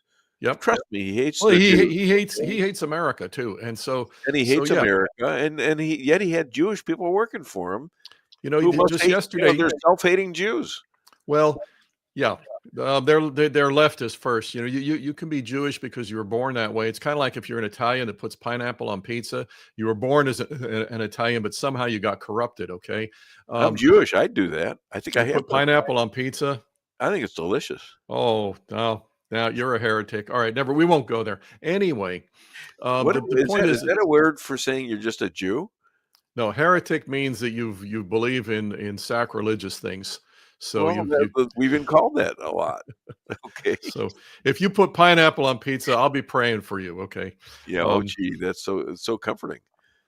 So the point is that this stuff from Obama was absolute platitudes. Just in the last few days, he's come out and said other things that are just as bad. But you could tell with all of it, it's always qualified. It's always posturing. The goal is incessantly to get them to not look so bad, but also and this is how they've done it for years. Yeah, but to get us, let's meet in the middle. Let's all meet in the middle. Yeah. So they now you have to watch the directions on here because it might get reversed but they move left and then they say meet in the middle, and so we move left. Yeah, and so they say, I get you. You move left, and then and this is what they've done for years. They haven't stopped criticizing MAGA. And he blamed MAGA that night, as well as they're trying to blame this off on MAGA. Got this guy to kill Charlie. Okay, it's okay. We may be going around killing people, but you guys are doing mean tweets, and so you deserve it. And so there's the moral equivalency: mean tweets versus murdering people. And by the way, the mean tweets, it's itself an exaggeration because Trump, he's bluntly honest about a lot of these things, and that's what they can't handle. So that's mean. That's hate speech. So it's hate speech, but you know what? The people are figuring this out. They're figuring out that this has been going on for 10 years, and even some of the staunchest Democrats are looking at this and saying, "This guy he's not a racist. He's not a Nazi. He's not Hitler. He's not a Jew hater. He's not anti-black. No, this guy's a legitimate guy, and they've been lying about it for years. We're getting out of this damn party. We're going to be Republicans. They're not even saying independents anymore. Yeah, and now there has been a lot of that, and they're joining up with Charlie's TP USA, Turning Point USA. There you go. I mean, last I heard, they have given us the country because they found out the truth. Now, the question is, will we take it and hold it, or will we try to be gracious and give it back to them? And that's the scary part. We have to be staunch, as you would have them be, by the excellence of your book, calling them out. And this book was written way before this. Yep. And it's very applicable to what's going on. Get his book. All right. I published it in early 2019. We published it. And I wrote it at the time so that it wouldn't necessarily just reflect the current events of the day, because then when you do that, then it becomes dated. Then it's like a year or two later, you're talking about past stuff. But the principles that I'm describing in there is right on. They go back to Marx. And I will kind of disagree with you on one thing. You said 10 years. You're right that it's been going on in overdrive for 10 years, but it's been going on lots longer than that. I can show you things that the Clintons did during the 90s, where if you didn't side with the Clintons, you were evil. You were a bigot. You were this, you were that. They really set the stage for a lot of that. Yeah. And Hillary, by the way, she's back in the news this week. One of the things, it's all tied together. One of the things that people have noticed, one of the patterns, is that they're one of the main groups that has been just spewing so much venom ever since Charlie Kirk's murder. They've been spewing it incessantly. They're professional educators. Right. The school system is filled with Trojan horses that are grabbing our kids, using our tax dollars, and totally perverting their minds. And so you have these professional educators, and then we've seen, obviously, all the young kids. Unions. The teachers union, absolutely. So Randy Weingarten, right. the president or the chairman, whatever, of the National Education Association, the National Indoctrination Association, she's put out a book calling us all fascists again. There's a subtitle in her book, and she refers to the kids, the school kids. She's saying that the kids are our kids, as in her kids, as in the left's kids, the NEAs. They belong to the NEA.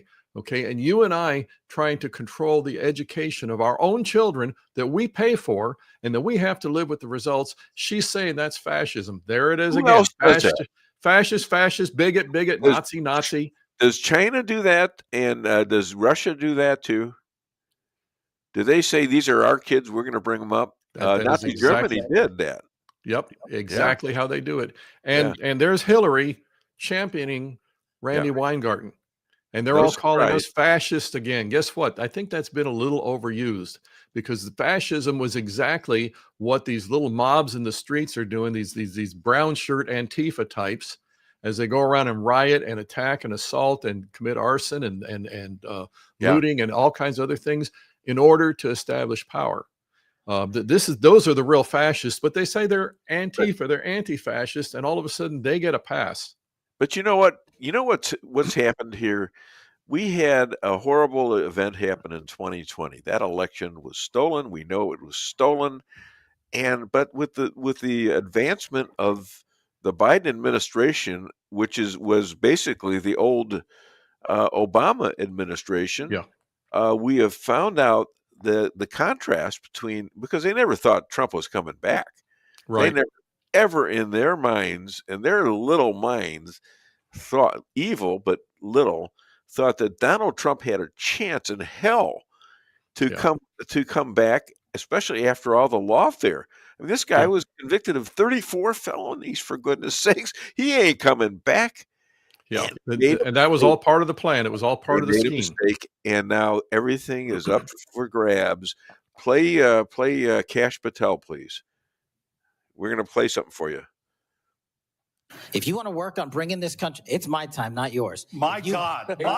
If you want to talk about dividing this country, it is I my follow time. you on your social media posts that It is tear my this country time apart. to address your falsehoods. Oh, You are an you can embarrassment try all to the you division want in this country. to not take It is responsibility my time. for what You you had have your said. time. Sir, you're Your making time a is mockery of this over. committee. Sir, you don't tell me my time is over. You The know how people far of New we've Jersey come tell me since what my you time tell- is. Senator, You can't lecture me. you can tell me Sir, my time's over? You may be the charge of the I'm not FBI, going anywhere. but I am not afraid of you, sir. Chairman. Not afraid of you.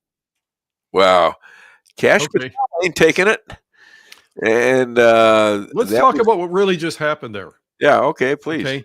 This is obviously, and I've heard about this. I didn't actually listen to it. This is obviously a Senate committee hearing. Yeah, it's Cash Patel, and without knowing anything beforehand, the minute that other loudmouth started in, he's a Democrat. Oh yeah. Okay. Yeah. Now, And here's the key point.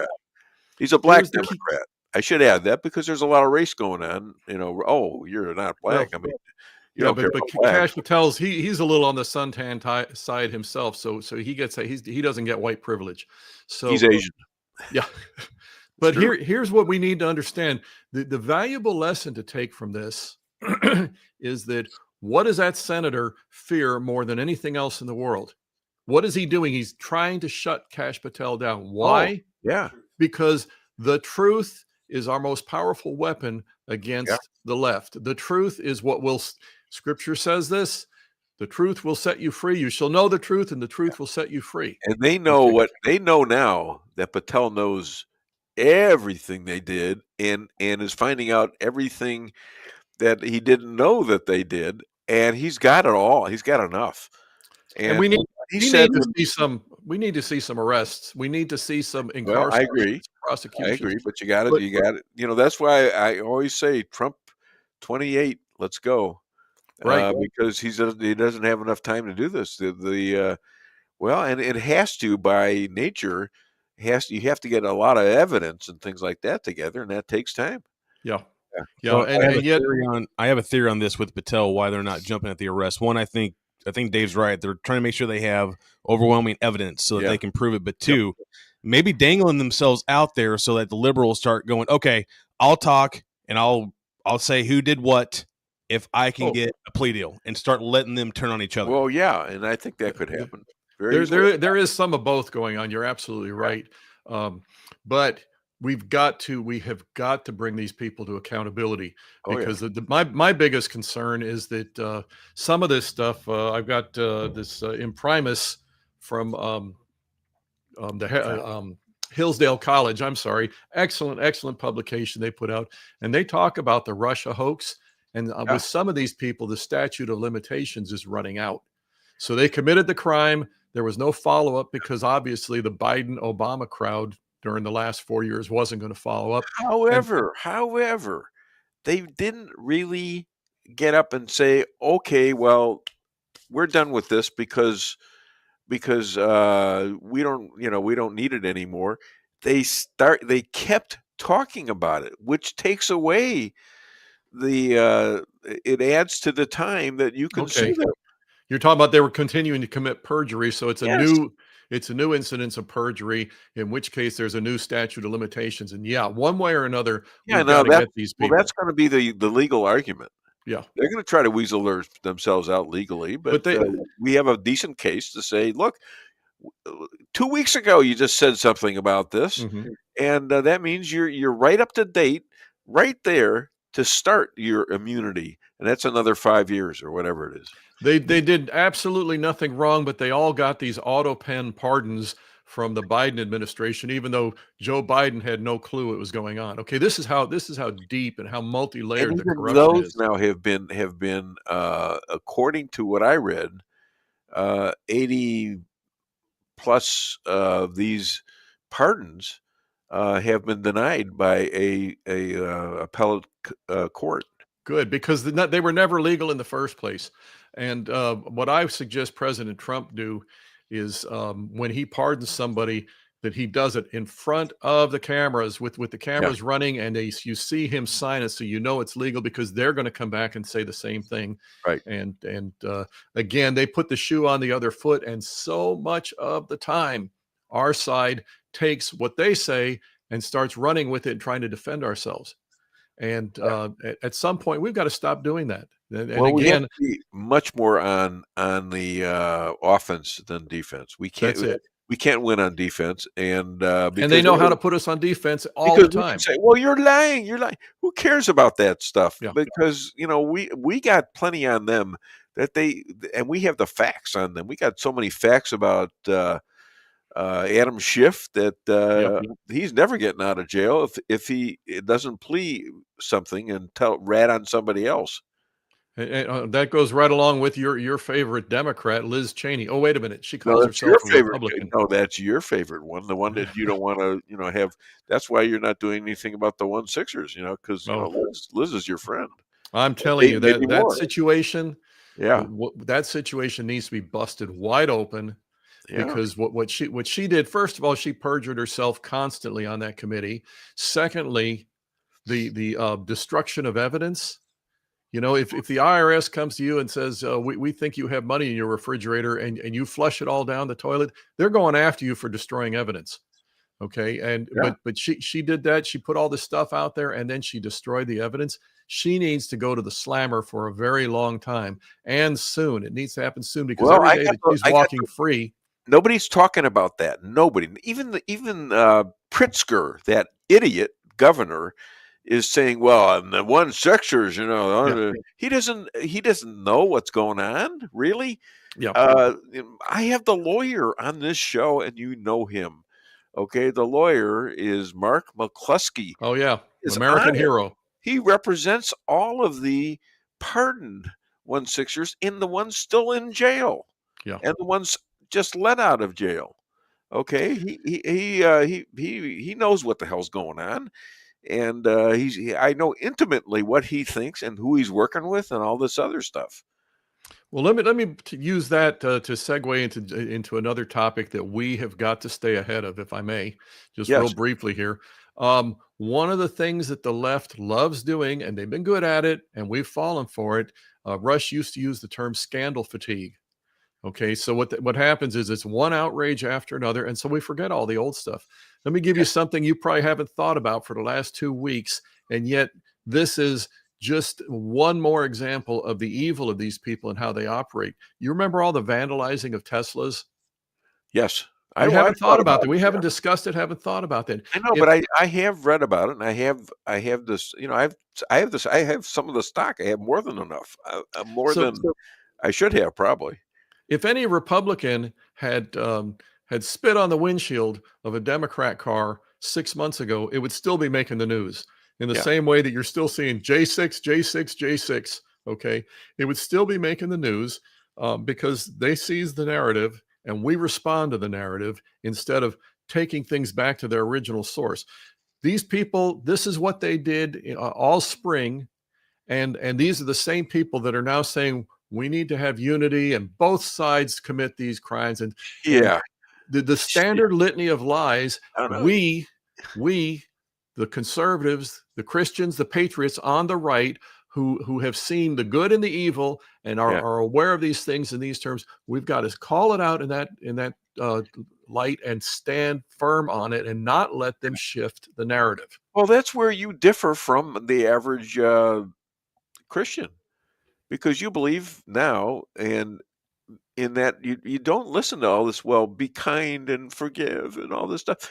I mean, it goes a little bit, but not to the extent that you are giving up your country. I'm glad you brought that up because I would like to clarify that. Please. Okay, so for there's scriptures about love your enemies. They're true. They're absolutely right. There's scriptures about turning the other cheek. Now let me explain that in context. Yes. Okay. You insult me, and it's not for me to try and insult you back and get one up on you. If it's between you and me, okay.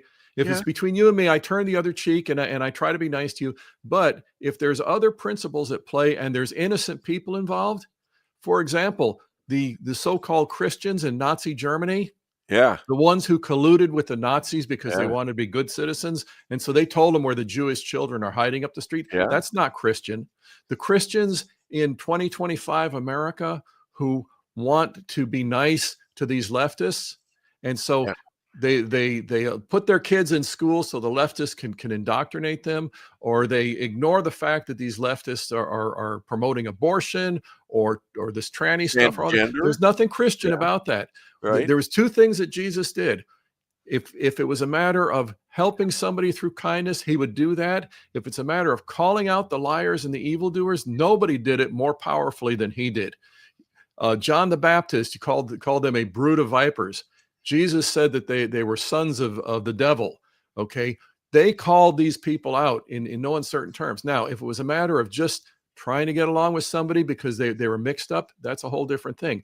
But there's Psalm 1:1 is probably one of the most important verses that Christians in 2025 America can take. And Psalm 1:1 says, "Blessed is the man who doesn't walk in the counsel of the unrighteous."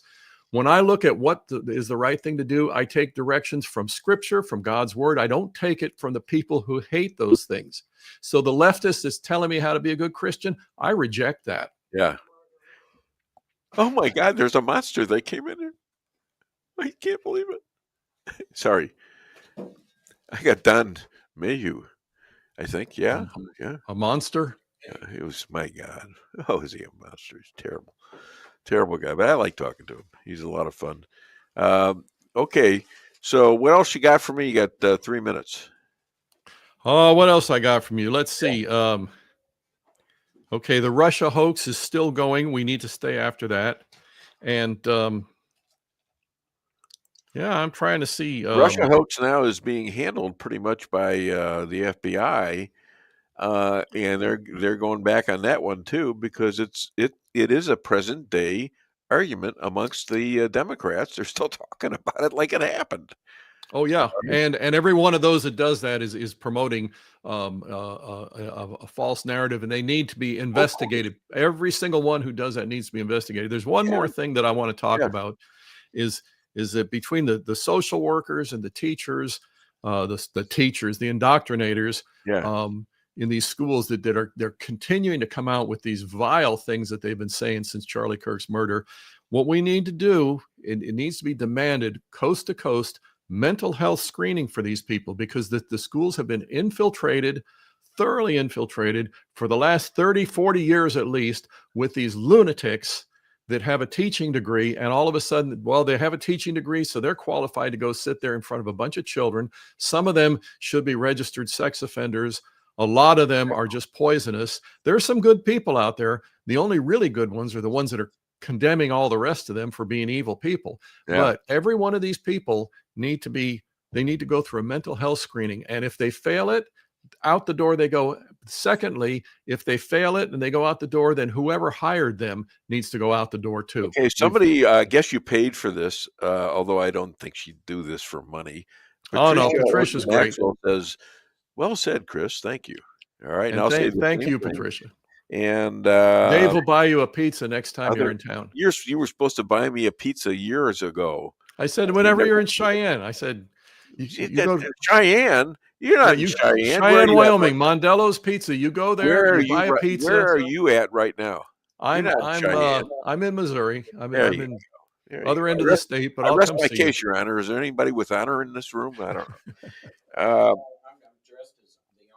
Yeah, he's dressed very honorably. He's got a suit coat on. What the hell? So other than Dave Weinbaum show, where can people find you and buy Rules for Defeating Radicals? It's still at Amazon, and I'm telling you, I sound like a broken record. It is needed now more than ever.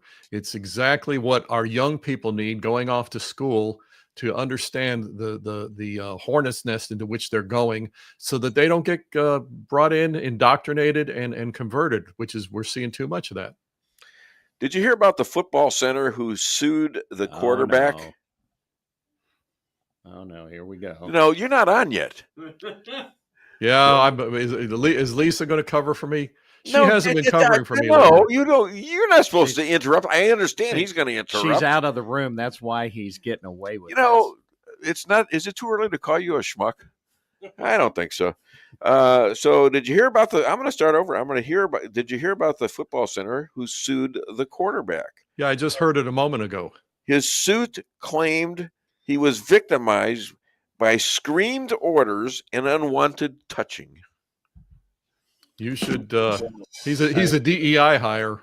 You've incentivized now. Why would it be now? That is racist. Why would you immediately say he's DEI? What does that have to do with? Because he's a victim. That's yeah. Well, also, Chris, he just incentivized half the lawyers in the state of Missouri to sue quarterbacks. That's right. Well, why not? I never thought of that one. The guy's sticking his hands up by his buttocks, and he's screaming at the guy. Okay, on two. Hey, ho, hey, ho. I mean, you're yelling at him, and my God, they're screaming at him half the time. And the guy's got to put up with this guy hitting him. You got the crickets. Of course, Dave was a sinner. Why are you listening to him? Is he gonna? You come here and pay him, will you? What the hell's that about? Dave was a sinner. Thank you so much, Chris. You have a great weekend. Have a great weekend. Keep up the good work. God bless. Bye-bye. I'll do my best. And oh my God, already this guy has hit the boundaries. He's gone against me. He's not even on until now. It's all about pushing the boundaries. Pushing the boundaries. Yeah. Well, let's see what you can do today. All right. We'll see what we can Missouri do. representative running for Senate is a chicken farmer from Cracker, Missouri. Wait, no, that's Crocker, Missouri. Please welcome Don Mayhew. Cut it off, will you? Thank you. Wow, my studio audience is a lot bigger this week. Oh my God! Oh, maybe that's because you announced ahead of time I was going to be here. I did announce it. Yeah. And, I don't think I lost too many people. I lost a few, but hey. Look, the seats are all full. Yeah, well, maybe one or they're two. supposed to be getting the hell out of here right now because I got to pay them overtime now. All right, and boy, I had to get them in. I had to pay them double just to come in when I mentioned your name. I don't know. You got something on these people or what? So comments on Charlie Kirk investigation, FBI reaction, Kash Patel. Do we have another clip for that? We do. We're going to play you a clip real quick and get your reaction. The senators in the House sort of like, your relation with your chickens. 20 of those individuals have been investigated or have had adverse actions. Director, considering that you have identified these people as, quote, government gangsters, will you recuse yourself from making any investigation decisions about these individuals? Anyone that has been terminated at the FBI has been done the question they failed to meet the muster in their constitutional obligation. I will work on the audio-visual capabilities. I'm going to borrow your terminology and on your entire career in Congress. It's been a disgrace to the American people. You can reclaim your time all you want. Wow, Swalwell hasn't been spanked that hard since he gave Fang an extra 50. It's pretty funny too. That was great, Gutfeld in there. I get a lot of good clips out of Gutfeld. Yeah, I like Gutfeld. Yeah, he's very good. I mean, he can be nasty and dirty and stuff like that. Not funny at times, but still, he's got a great understanding of what's going on and a great way to present it. Sort of like you. He's got a logical point whenever. Well, mostly, yeah. So, what do you think of the whole Charlie Kirk thing? So the main thing to take away, I think, for us who are grieving over this incident is that we should probably live by his three main main ideas that he kept close to him. And the first one, referring back to a video that I'd watched of him here probably over a year ago now, and I've watched more since then. But he said the United States is the greatest nation in the world, and do a lot to foundational beliefs. The Constitution is a divinely inspired, the greatest document ever created, and that you should let your faith guide you. And in his case, he's a Christian, and he lived by those three foundational ideas. And when you break those down, they all kind of form into one significant idea. And I'll get the quote wrong, but John Adams said, the only way that a constitutional republic or democracy can survive is it has to be based on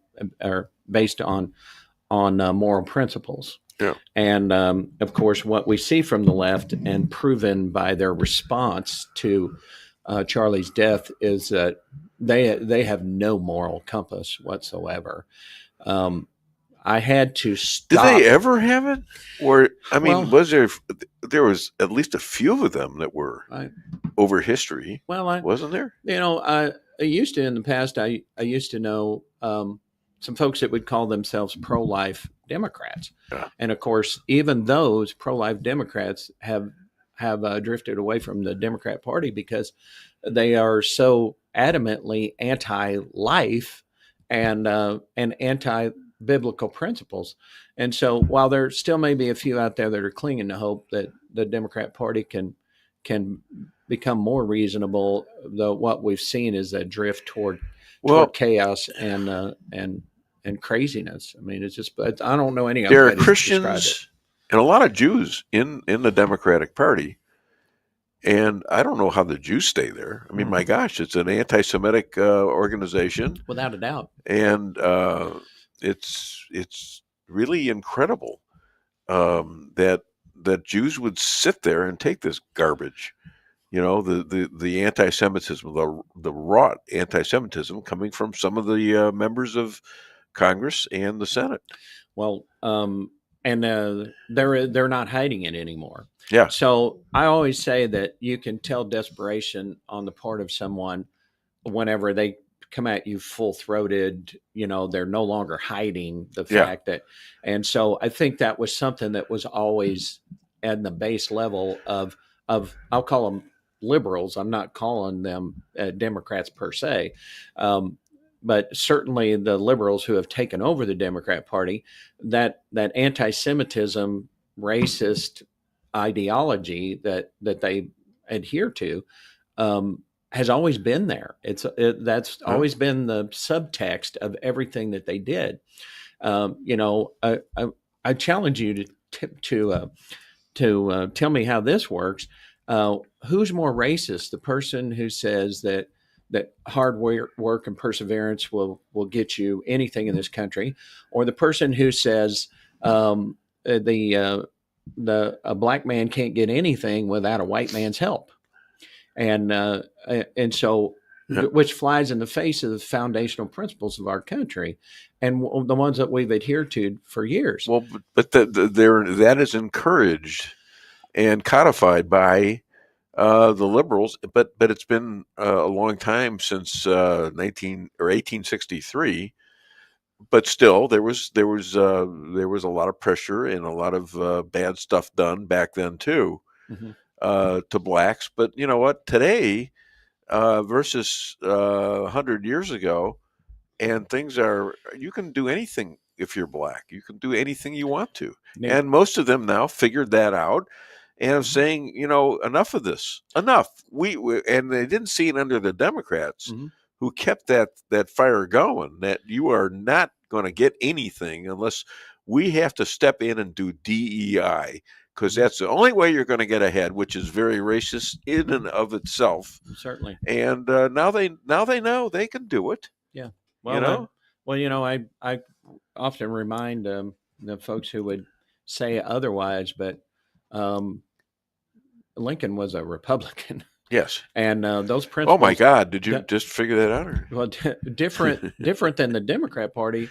The Republican Party has adhered to those principles throughout. And I we pick at too many things in history. Women's suffrage, that was driven by Republicans, not Democrats. The Equal Rights Amendment was passed with Republican votes, not Democrat votes.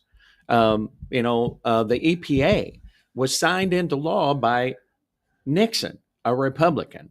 Now, we can argue whether or not they spent enough time trying to make sure that the bureaucrats didn't take over in that particular case, but the fundamental idea behind, the Clean Water and the Clean Air Act was to fix the damage that was done. The problem is that you and I remember when the Ohio River caught on fire, for Pete's sake. Yeah. But then the bureaucrats ran out of things to do. And so then we started seeing stuff like, I read an article here about 4 years ago about in Maryland, the EPA had declared water a pollutant.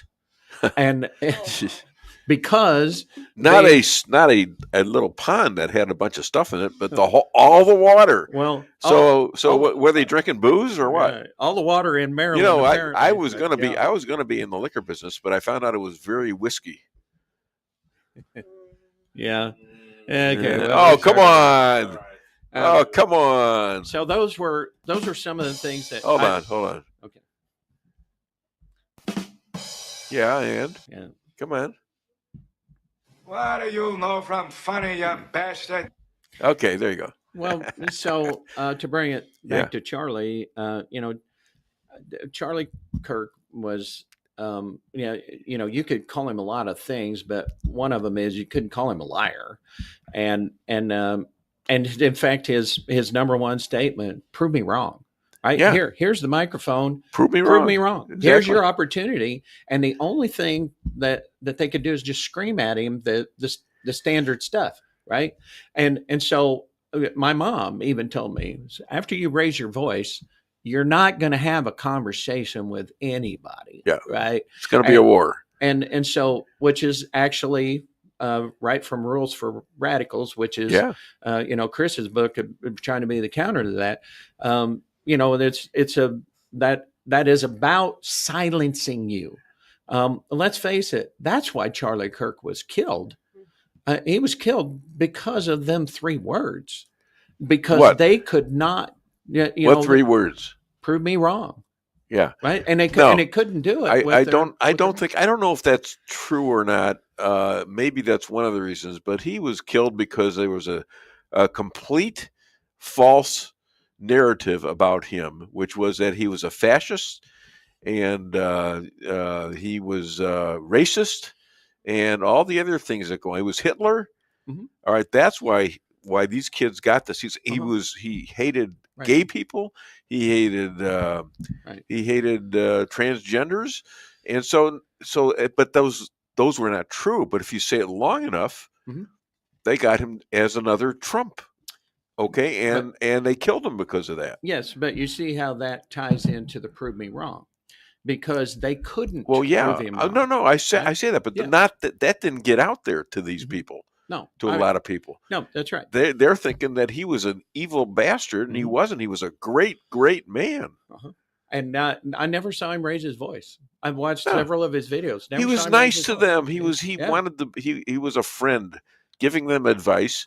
And they could take it or leave it. And he was always, whether they took it or left it, he always said, "Thank you for doing this. I appreciate it. And I wish you the best of luck and God bless." Yeah. And he'd go on to the next person. Yeah. How can you hate a person like this?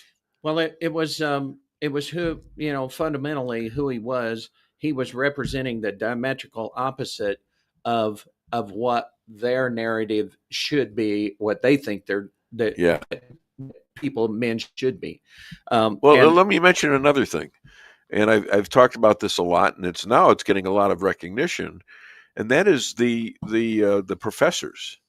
Now, the professors were telling him we need DEI and that we need transgenders to be able to do what they want to, not tell their parents, you can start at 6 or whatever. They were telling them that people like Charlie, like President Trump, were Nazis and king-like, and would cut everybody out that they wanted to, kill anybody they wanted to. They made them into the devils. Now these are teachers, and if you're a young person going to a school and you need a grade, you want to be in with your teacher, you're going to do things that please them. And sure, those guys are racist. You're right. Okay, now these teachers, where the hell did they come from? Where did they got it from other teachers, and it could have been part of the reason why Germany kicked out all these crazy communist teachers back in 1933.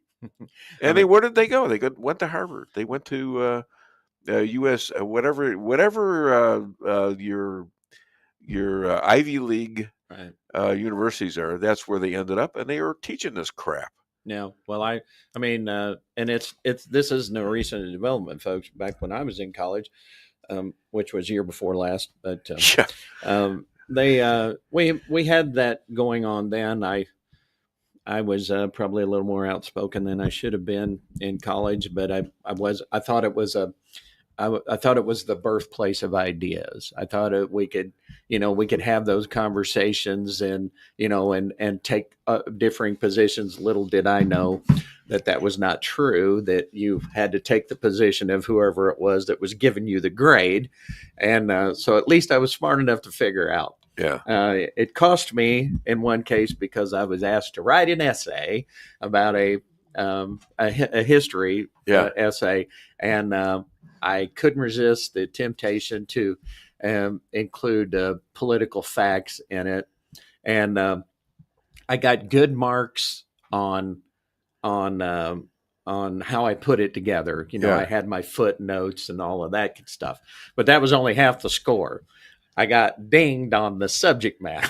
What was it? Was it something that was arguable? Was it something that was true, and they sort of told you no, that's not true? It was free. It was based on freedom and what freedom is, and the American ideal of freedom, and that you should. Even at that young age, you should take responsibility for yourself. Yeah. In not so many words, but basically, I had an essay on the opportunities that the United States provided, and that really the government gets in the way of those opportunities, doesn't augment them or help them out. Yeah. And so my professor in that particular case, we would call him a socialist at best, and so I think the biggest thing I learned from that class, and I did learn some stuff from that class, was that socialism, communism is easy. You don't have to do nothing for that, right? It's freedom and liberty is what's hard. That takes work. Yeah. It takes a lot of work. Yeah. And I always refer back to Reagan because it is so apropos even today. Is that, let's face it, freedom and liberty are only one generation from extinction. Yeah. And we can see that now. That's for damn 100%, right? And we see the tactics that are used by actual fascists, by actual Nazis, right? Because there is no other explanation. In fact, the murder of Charlie Kirk is the definition of fascism, silencing those words that you object to. And the rabbi just reported that everyone seems to have forgotten what happened on October the 7th, 2023. Yeah. They don't mention that anymore. Right. It's like it didn't happen. Yeah. That was only a couple years ago. Right. Okay. Yeah. Completely innocent people killed for absolutely no reason. Absolutely terrorism. And then people have the gall and audacity to object to Israel's response to that. Sure. Right?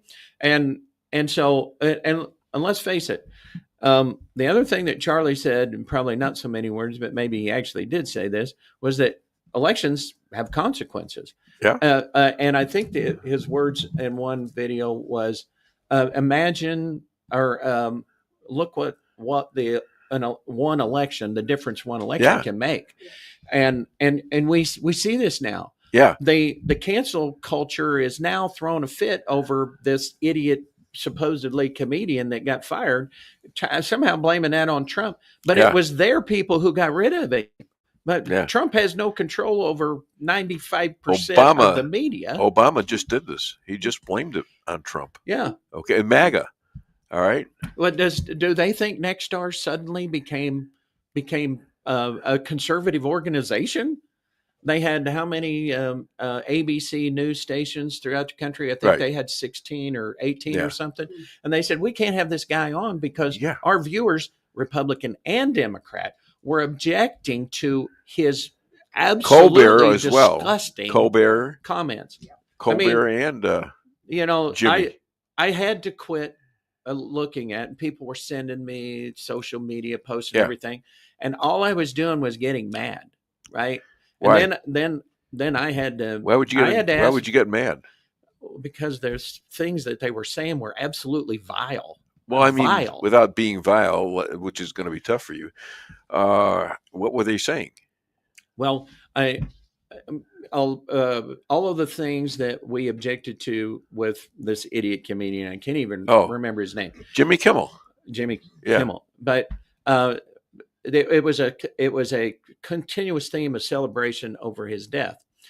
But the most disgusting that is the number of times that our major news outlets would play the clip all the way through of his execution. And so as soon as I would see them start, now imagine, if you will, that was somebody on the other side. There would be a mass thing out there. You shouldn't be playing this. This is terrible. You're horrible people. Right. You have no moral compass if you play this. But they played it in celebration. It always ended with the same statement. Basically this. He had it coming. Yes, but he was inflammatory. It was always yes, but. Yeah. And they tell the side about how evil he was. And so those same people, I would ask him this question. So so battered women, they had it coming. Yeah, there you go. John F. Kennedy had it coming. Martin Luther King had it coming.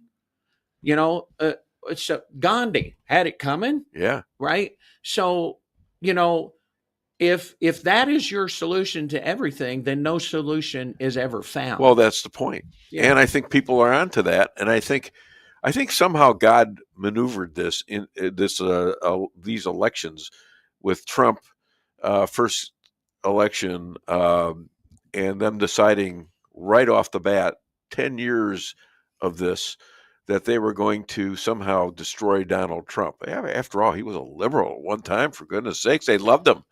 All right. And so what happened was they did this, and they started to investigate and stuff like that, and make up the Russia thing. And speaking of Russia thing, he's been there. So it's incredible that eventually that these people would I forgot what I was saying, but I'm gonna. I could tell you did. Yeah, I did. Well, he walks in, he scares the hell out of me. Yeah, some bitch. I'll fill in the gaps for you. Don't worry, Dave. So. It's terrible. It's bad enough that I play golf with the guy, and it's just scary. Yeah. Anyways, no, don't go away, because I'll get through this somehow. But it's imperative to understand that they're not going to stop. That they just don't have the ability to undig themselves out of the hole that they've dug for themselves. Well, they're all in on it. They're all in on it, and that doesn't go away easily until you get like Trump did, get nailed, and they figured he was done. They figured that he was done, and right until Barack Obama set himself up to say that the Russians helped Trump win the election of 2016 on December the 18th or December the 8th of the same year, 2015.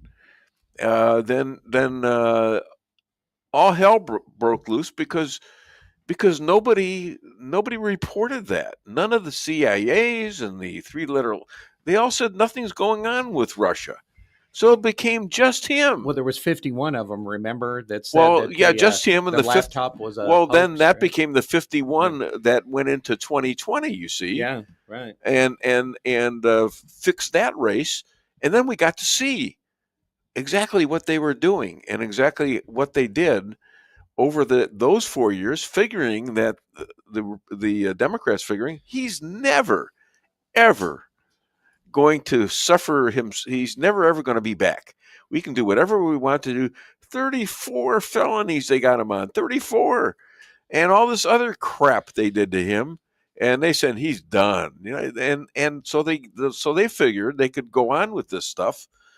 And wowee, the guy wins in 24, and they didn't count on that. And now they're stuck. Because he's investigating the crap out of them. Right. Well, and he should be. Remember the story in the Bible, and I had to look it up to see where it was at. It's in First Kings, about when Elijah challenged the priest of Baal on. And so I'm going to build my sacrifice. You guys build yours, and we'll see which God will light the fire first, right? And he goes, pour water on mine. Yeah, just pour a bunch of water on mine. Well, just to make this as fair as I possibly can, pour water on it. Yeah. And then he says, he says, then the priests of Baal are shouting and praising their God, and it's still not lighting. And so Elijah sits there and says, maybe he can't hear you. Yeah. Maybe he's busy today. Do you want to come back tomorrow and we'll try this again? And then he says, okay, now it's my turn. Yeah. And then we know what happened.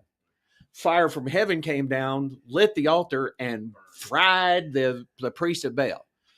That story, it reminds me of Donald Trump. Yeah. And because look what they did to that man. Yeah. They put him through the tribulations of Job, and he didn't give up. And which was the story of Job. He said, yeah, man, this is tough. God, this is tough. But he would not turn away from God. Do you believe Donald Trump was anointed when he was shot?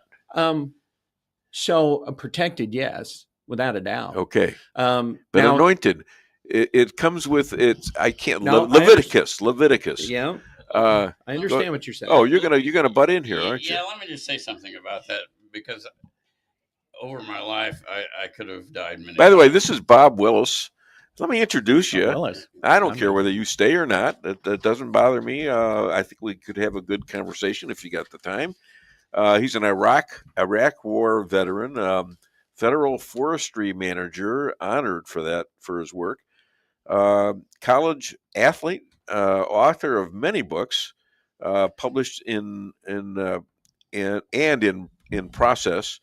Is a friend, and he's my golf coach, Bob Bullet Willis. Okay. And do you know him? Don't you? Golf coach. Do you know? Boy, do you know? have your work Do you cut know? out for you. Do you know this guy? We do now. Yeah. Yeah, I call him Schmuck, but you can call him. No, he's a good guy. No, he's a good guy. That's Don Mayhew. Nice to meet you. Good to meet you. Yeah. So I have decided Yeah. that in order for me to be able to shoot my age in golf, I got to live to 117. So There you go. Well, I'll tell you what. Yes. Dave and I have been playing for 3 years now. And, Yeah. and over those years, he's become a much better golfer. Yeah, really. I have to give him a lot of credit. He teaches me a lot of things, like gimmies that are like 10 feet. That's probably helped your game more than Damn right. Yeah. Well, a 10 stroke improvement from 101 down to 91 is still, Well, that's an improvement. I'm shooting around 80, 81 now, where I was shooting like 90s and stuff like that. No, it's been significant. Let me go back to the anointing question. Yes, anointing. Yes, I want to hear that. I served in Vietnam. Could have died several times. Ambushes, rocket attacks. Was in an airplane crash where I was one of 2 survivors. 5 were killed. I was working on a barn, fell through the roof and severed my main artery in my leg, and they told me I was going to die, and yet I've survived all that. and I don't believe I'm anointed, but I do believe God has a mission for me. And Yeah. I think that's Donald Trump's situation. Yeah. I don't know if he's anointed, but he does have a mission, and it's God's mission. Mm-hmm. Well, I mean, we serve, all of us who are elected, serve at the pleasure of God. I think so. But it wasn't us that put ourselves in there, and that includes the good ones and the bad ones, because we see many examples in the Bible where God said, okay, you want a king? Here you go. You got yourself one. And then how long did it take before they said, oh God, why am I always the schmuck? Why are you pointing at me? We didn't want this king, right? It was like, no, wait a minute. You said you wanted a king. Yeah. Here you go. Yeah. Right. So yes, it's, we serve at the pleasure of the Lord, and where we run into troubles is when a few of us forget who it was that actually put us there. Yeah. There's sometimes our ego makes us think that we did that. But you gotta think when you're following God. You have to think, what would He want me to be doing? I would say. See? I know God has a mission for me. I haven't discovered. But you're not sitting there saying God has a mission and I'm not going to do anything. You're doing stuff. Well, but that's the deal. Yeah, it is a deal. If God has something for you to do, you have to figure out what it is to be done. And I've done a lot of things. Right now, I'm writing a series of children's books, and I'm not sure if that's God's mission or not. But I'm using a Christian publisher to do all of these things. And I think if you get involved in a variety of things and you believe in the Lord, you will find out what your mission is. Yeah, I think so too. I think there's signs in my life that I didn't recognize at first, and I kind of recognize them. And if you can, I was very well, I don't want to say I was shy, but I couldn't talk very well. Still can't talk that well. But I worked on it. I worked on the progress of my brain. I was told I was stupid when I was young. I still get it once in a while, but still, I think I've grown enough to where I understand that something is helping me, and something that is, if I do the work, I'm going to get, I may or may not get rewarded, but I'm going to feel good that I gave the best effort I could and keep going. Don't quit. When it comes to rewards, I never consider that truly.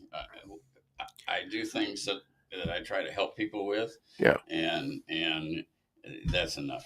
Well, you're a pretty good-natured guy. Well, I am. I'm a mean little Jew, aren't I? Well, I can be a little mean. Well, can I? Not really. No, I wouldn't say. Oh, come on. I need that reputation. I got them big guys coming down on me. I have to be a little meaner than most, or I'm gonna get killed. God makes me mean a little. Anyways, so I want to say before we get into any more. Yeah, let's do the dog. Let's talk a little bit about this book. Look at this. Which was published. Mayhew, wake up. Which was published last month.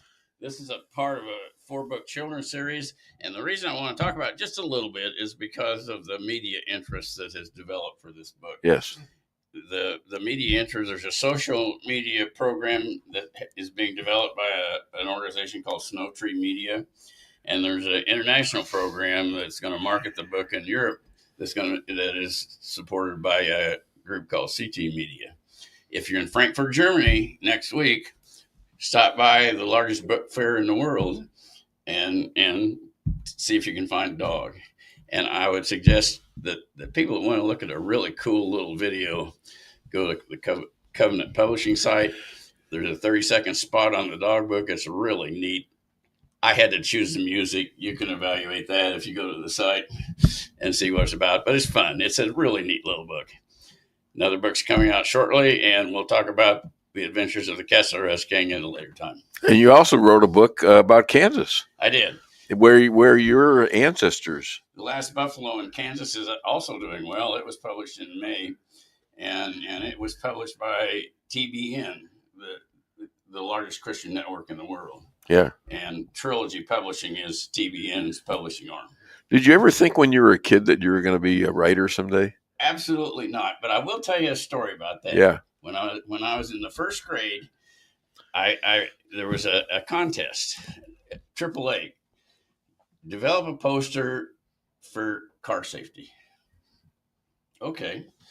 I was 6 years old. I developed a poster, and it said, never forget it, a kid at the wheel can do a great deal of mischief.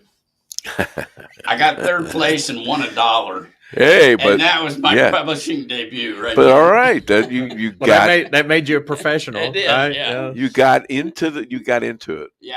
Yeah, you got into it. You got any stories like that where you didn't necessarily get a lot of money, but you got some kind of approval that you still remember when you were younger?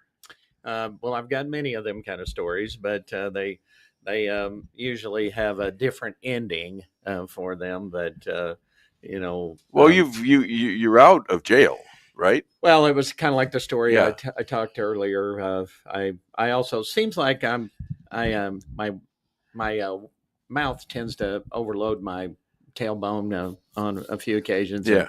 And in high school, I had challenged one of my teachers once again. It seems like a pattern with me, and it was over an essay thing. She had required us to write this essay. Yeah. And of course, I didn't want to do that, and so I objected to it, and she didn't much care for me because I was a little too outspoken, I suppose.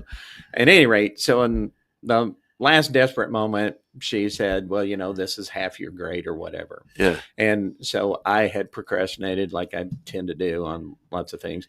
Then one day she said, it's got to be turned in today. And I went in the library and she gave us all time to go finish up our essays. And I went in and I put something on paper in about 15 minutes. And so that just happens, it was a contest for the bicentennial. And so I wrote this essay with absolutely no intention of winning. I wasn't going to win this thing. I was just satisfying this requirement. Well, imagine her surprise when it won first place. Whoa. Imagine my surprise when it won first place. And she was so angry over that. Even that must have made you happy. Yeah, she said, well, somebody from this class won. And then everybody was asking who, and she never would say. And she was just handing out the essays back, and mine had first place on it. So I guess it was poetic justice for me, but that was an accolade I'm not sure I deserved. You didn't shove it in her face, did you? Yeah, I did. Oh, you did? Okay. Yeah. I said, oh, what does first place mean, by the way? All right. So I've never told anyone this. But when I was like in the fourth grade, I think it was like the fourth grade, a teacher, a woman is up there and she's telling us that women should always cover their knees because it's the ugliest part of the body. And I didn't say a damn word about it. I just said, what the hell is she talking about? Really? And I looked at my knees and I said, okay, well, why isn't my shin or my toes? Look at my toes. What year was this? This was 1955 or something like that. I asked you because in the last Buffalo and Kansas, I wrote about the Roaring '20s and what changed in the Roaring '20s, and women's dress was one of them. And covering your knees was a big issue. Yeah. When they went from the in the Roaring '20s. That's incredible. From the Victorian age into the modern age. Yeah. So that was her learning. Yeah. Going back then, because obviously she was a lot older than me, right? And I just never could figure out what the hell she was talking about with that. Of course, that's not the reason, So. Well, I don't know. It's just weird. I mean, okay, so enough of that. What do we think of Eric Schmidt? Shocked at the way Barack Obama is blaming this on Trump MAGAs. And he's I think he's a pretty good guy, Eric Schmidt. Eric Schmidt invited me down to Del Largo twice when he was running for the Senate. And he's one of the best senators we have. Yeah. He's called me. I thought I contributed to him. Maybe I didn't. He's really intelligent in terms of how politics work and how the government works. And of course, he's an attorney. And he's a pretty good lawyer. He is a very good lawyer. Yeah. the one thing I would say about what he has to say is he talked about this is not reciprocal when it comes to violence. The right does not do what the left does when it comes to political violence. Yeah. And I'd like to talk a little bit about the evolution of the Democrats. Go ahead. Okay.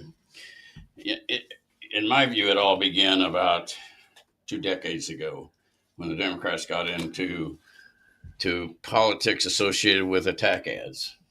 They began not talking about issues, but degrading the opposition. Yeah. They did that for about 2 decades. About a decade ago, they got into lawfare. Yeah. And they started, right. The attack ads weren't sufficient because the Republicans were still getting elected. That was more than a decade. When was Watergate? No, I'm talking about. That was lawfare. 72. Yeah. Yeah, right. but that's not that. Watergate was a criminal issue. They're attacking political opponents now with lawfare, and Yeah. I think President Trump is a good example of that. He lost 2 cases. Both were in New York. Both were in state court. Those are going to be overturned. But that's lawfare at its height. Don't forget your relative, Fannie Willis. Yeah, she's toast. She's toast. Yeah. Oh, she is. But as they went from attack ads to lawfare, and lawfare didn't work for them, they've come to political violence. Yeah. And the reality of the situation in terms of political violence is there is a lot of black organizations, and I mean black in the terms of black money, which are hidden in terms of how you assess where the money comes Right. from. And that dark money is funding a lot of the Democratic political violence. Antifa is a good example. I heard a Democratic senator say, "There's no Antifa." When? Recently? Yeah, yesterday. Really? Yeah. Oh, Somebody needs to tell Antifa. Yeah. Well, the reason he said that is Antifa is a very disorganized group. It is hard to identify a central organization because of the way they're put together. It's like all terrorist cells. In That's case the you way didn't, they operate. in they're case you didn't cell- know, it's now been awarded the title of terrorist organization by Donald Trump. About time. Yeah. Well, and let's talk a little bit about that. Yeah. Because in terms of terrorist law, the law says you can designate foreign entities as terrorists to the United States. There is no law associated with domestic terrorism. So the way they're going to have to progress with that is through RICO. Outside money.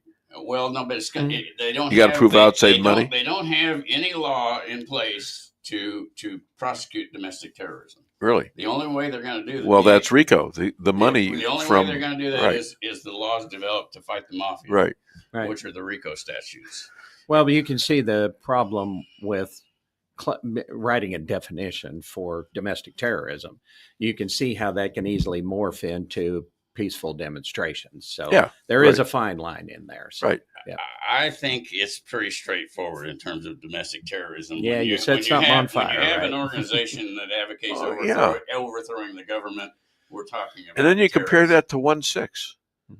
And you just, I go back and forth. I like to do grok, and I like to argue, and because I can beat them, I can beat grok by proving that 1/6 was nothing compared to what the other riots were, and I can tell when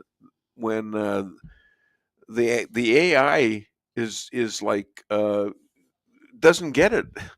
Because they keep repeating stuff that is untrue, as if I should believe it, and that's incredible to me. You ever challenge yourself to go against AI? Yeah, you ought to. No, I've actually can prove that artificial intelligence isn't that smart after all. But, well, okay. Hey, I got to run, folks. Okay, it was absolutely well, excellent to meet you, and appreciate the opportunity to be My on pleasure. again. One of the Bruise brothers, ladies and gentlemen. He's running for Senate, and that is Don Mayhew. That's enough. That's enough. No. All right. Thanks, buddy. Hey. Oh, sorry. He saw you. He thought Good you were. luck- good He luck thought on- you were a Democrat. Good luck on your run. Yeah. Okay. All right. So you're all alone. Can you handle this? I think you can. Maybe. Um, What we were talking about the evolution of Democrats into violence, Yeah. and I'd like to pivot a little bit. Go ahead. To Charlie Kirk. Yeah. Have you talked about him today? Oh, sure. Okay. What were you being facetious? No. The fact that the left assassinated a really good man is really sad. Oh yeah. And what are we faced with now? I guess that's the biggest question. And I think Elon Musk probably said it as well as anybody. And what he said was the left believes in assassination and celebrating assassination. We either have to fight or die. Those are Musk words. That's a quote from Elon Musk.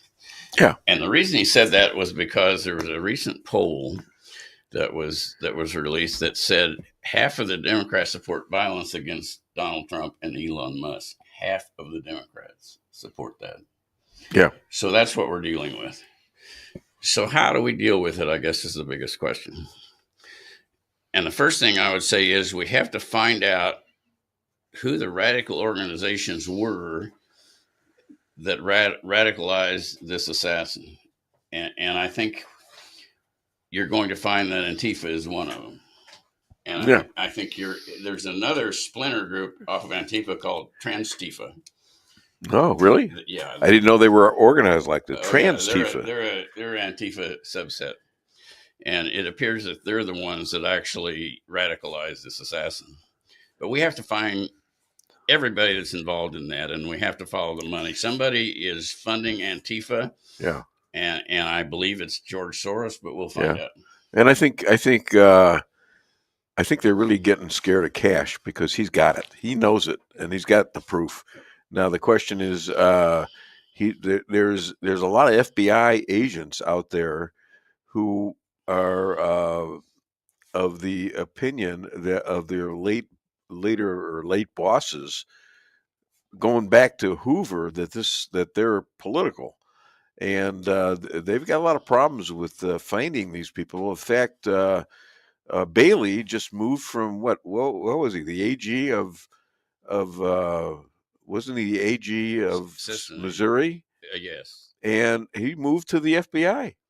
And I'm wondering if they didn't need somebody to help them lock this into what was going on with the them. problem the FBI has is that they're an investigative force. They don't. Yes. They do not put legal actions together. They need. Well, there's a lawyer there now that can help with that. Let me finish. Go ahead. The reason they need legal assistance within the organization is they have to have their investigation put in a case well enough to prosecute these people. Right.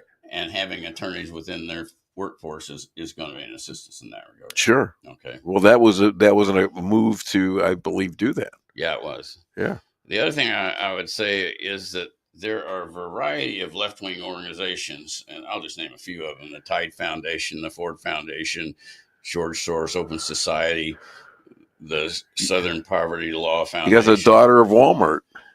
All of these organizations are dark money funding violence. Why do you say dark money? Why isn't it known? Can't be followed. Okay. Okay. Do you think that still is with the new administration? Do you think that that's maybe in the past? No. Okay. The reason I say that. Why?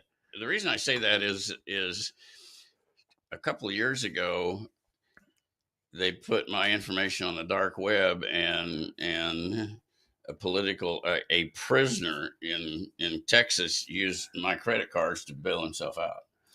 That's what happens. Okay. And you can't, they sold my information on the dark web.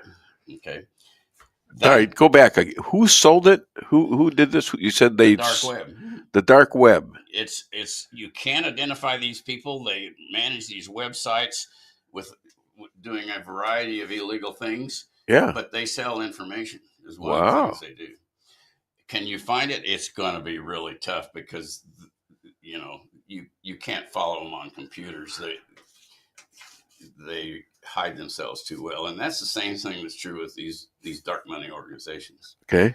It's going to be really difficult to track them down. It's going to take years, basically. Well, if you get a few of them, and they well, we know the biggest ones, and those are the ones we'll concentrate on. Okay, who are the Antifa? Okay, it's by far, but the Open Society, George Soros, Black Lives Matter. What is it? What about them? They're not an entity. They're really. Why are they being? Why they're being? Why are the people in Chicago coddling the criminals in the black community? Well, I think when you get down to big cities, the problem you have is that they've all become sanctuary cities. And if you become a sanctuary city, you can't really enforce the law. Well, but there are people getting paid off from the drug trafficking and the human trafficking in the south side of Chicago. That's part of the deal. Okay, so you do have probably the governor knows this very well and is benefiting from that. Well, I don't know if he is. He's just not very good at managing his state. That's the big problem. Well, he's a very radical individual. He's like the governor of Minnesota. Pissner is his name, and he's just a hardcore left Democrat who doesn't believe in law and order. I mean, that's the reality of it. Well, I think he's in the take, and he doesn't need the money. He's got a billionaire, a Hyatt hotels, and all that.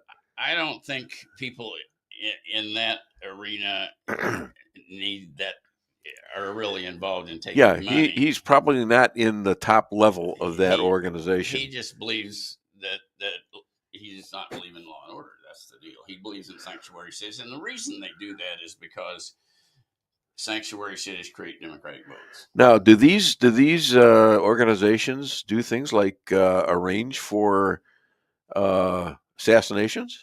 No. Why not? The only organizations that do that are the violent ones, and Transtifa is one of them. Transtifa? Yeah. Okay. And they actually teach people how to be ultra violent. How old is this one? It can't be that old. Oh, it's been around as long as Antifa has. Okay. Well, that's a while. Yeah, it's a while. Yeah. I'd like to talk a little bit about language. And okay. I just saw something today, and it was in Slate, and it said fascist. The use of fascists and Nazis in describing the opposition is just wrong. Okay. Those are words that create violence. And we have to start calling those people out. That's wrong. You can't use those words because they create violence. And we have to object to that. Okay, it's 1933. You're a Jew in Germany. And you know what Adolf Hitler is about. He's only won 8% of the vote by that time. But you think he's a danger. Do you go out and kill him? No, I leave. You leave. You cannot. Yeah. That's too big an organization and too well armored to fight directly. You have to leave and fight it in a peripheral way. Okay. You know. The other thing I would say is that those people that are celebrating Charlie Kirk's assassination need to be persona non grata, which means have no standing. Yeah. You see a lot of people getting fired, Yeah. Colbert got fired, Kimmel got fired. The reason they got fired is it was not about free speech. It was a business decision. Yeah, I would agree with that. That's my take on it. Kimmel got fired because the largest organization that had ABC affiliated stations dropped his program. Right. Half of his viewership was lost in that one effort. And when you lose half your viewership, you can't deal with sponsorships under the contract you have because you can't have enough viewers. Right. So he was fired for that. Yeah. So in other words, he made the mistake that Johnny Carson never made, and that was he was just talking to one set of people and ignoring and insulting the other set, and he's cutting off half of his, maybe 2/3 of his, and he wasn't making money. He was losing his ass.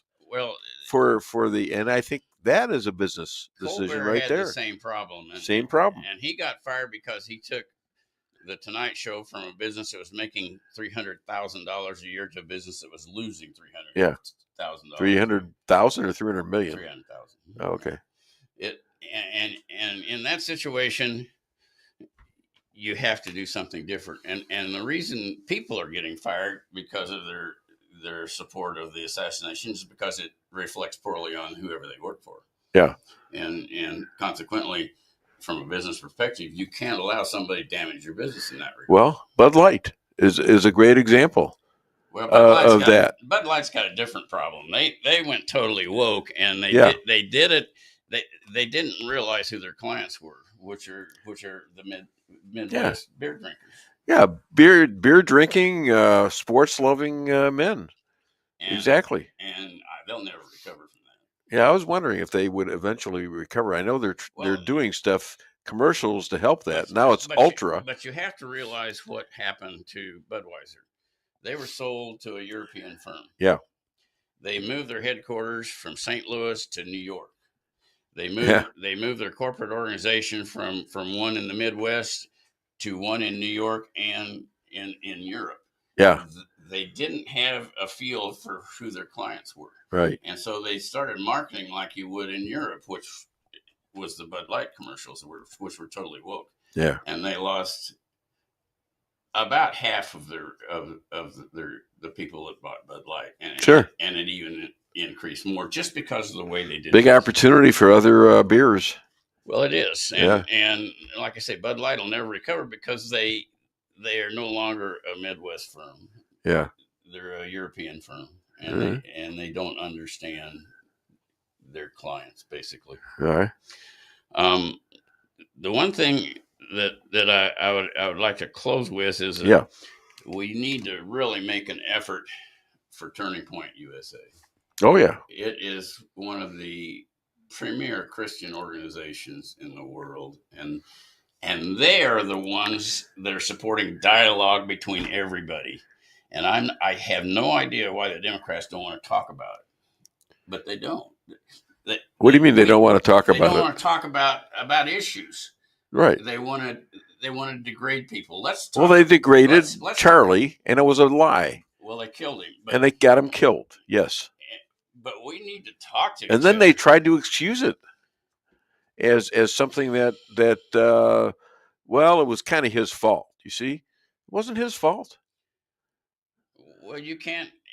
I mean, when somebody is assassinated, you can't blame him for being assassinated. He had nothing to do with it. But they're doing it. But they're blaming him. But that's why a bunch of them are losing their jobs. Oh, that's right, and they deserve to lose their jobs. They want to do something else other than face reality of what happened. Right. Reality is, killed a really good man. You killed a good man. A really good man. And even if he was a half bad man, you still killed somebody and you didn't know why you did it because it's. Oh, they know why they did it. Well, I'm not sure they did. Oh, I do. I'm not sure they did. The man that they radicalized had very, very good ideas on why he needed to be assassinated, and he was radicalized to believe that. Well, exactly, and he believed it. Well, and I just saw on Dan Bongino's Facebook, he's saying that 58 House Democrats, including AOC, have voted against a resolution to honor the life of Charlie Kirk. That was just done this morning. So that was this morning? The attack is still on. Yep. The attack is still on. Now that's the Congress. Yeah, correct. That is, but not the Senate. No, the Senate has already voted. The Senate has voted on honoring it. Yes. Wow, they're split, aren't they? And we all need to remember that. Yeah. You know, you have to have empathy in this situation, and it's obvious that the Democrats don't have that. Exactly. It's very true. Well, I want to thank you, Bob, and I love the fact that even you gives me shots I probably shouldn't get. Yeah, it's good. Of course, you take it yourself too, But you're a much better player than I am. I'm agreeing to that. You don't have to worry about that. I'm never going to top you, and I understand that, but it pisses me off, damn it. And you are very patient with me, and you tell me what I did wrong, and after I say, the swear words, I try to do what you say. Do you notice that? You've become a much better golfer. I listen a lot, okay? Yeah. How'd you like my last shot on the 17th green? You mean your 60-degree wedge? Yes. Oh my God! I hit the pin. That hit the pin about 40 yards away. And if it hadn't hit the pin, would have probably been off the green. No, it would have stopped and dropped in the hole. Okay, that was the whole point of it. I'll be back with another edition of the Dave Weinbaum Show next week. Thank you for listening.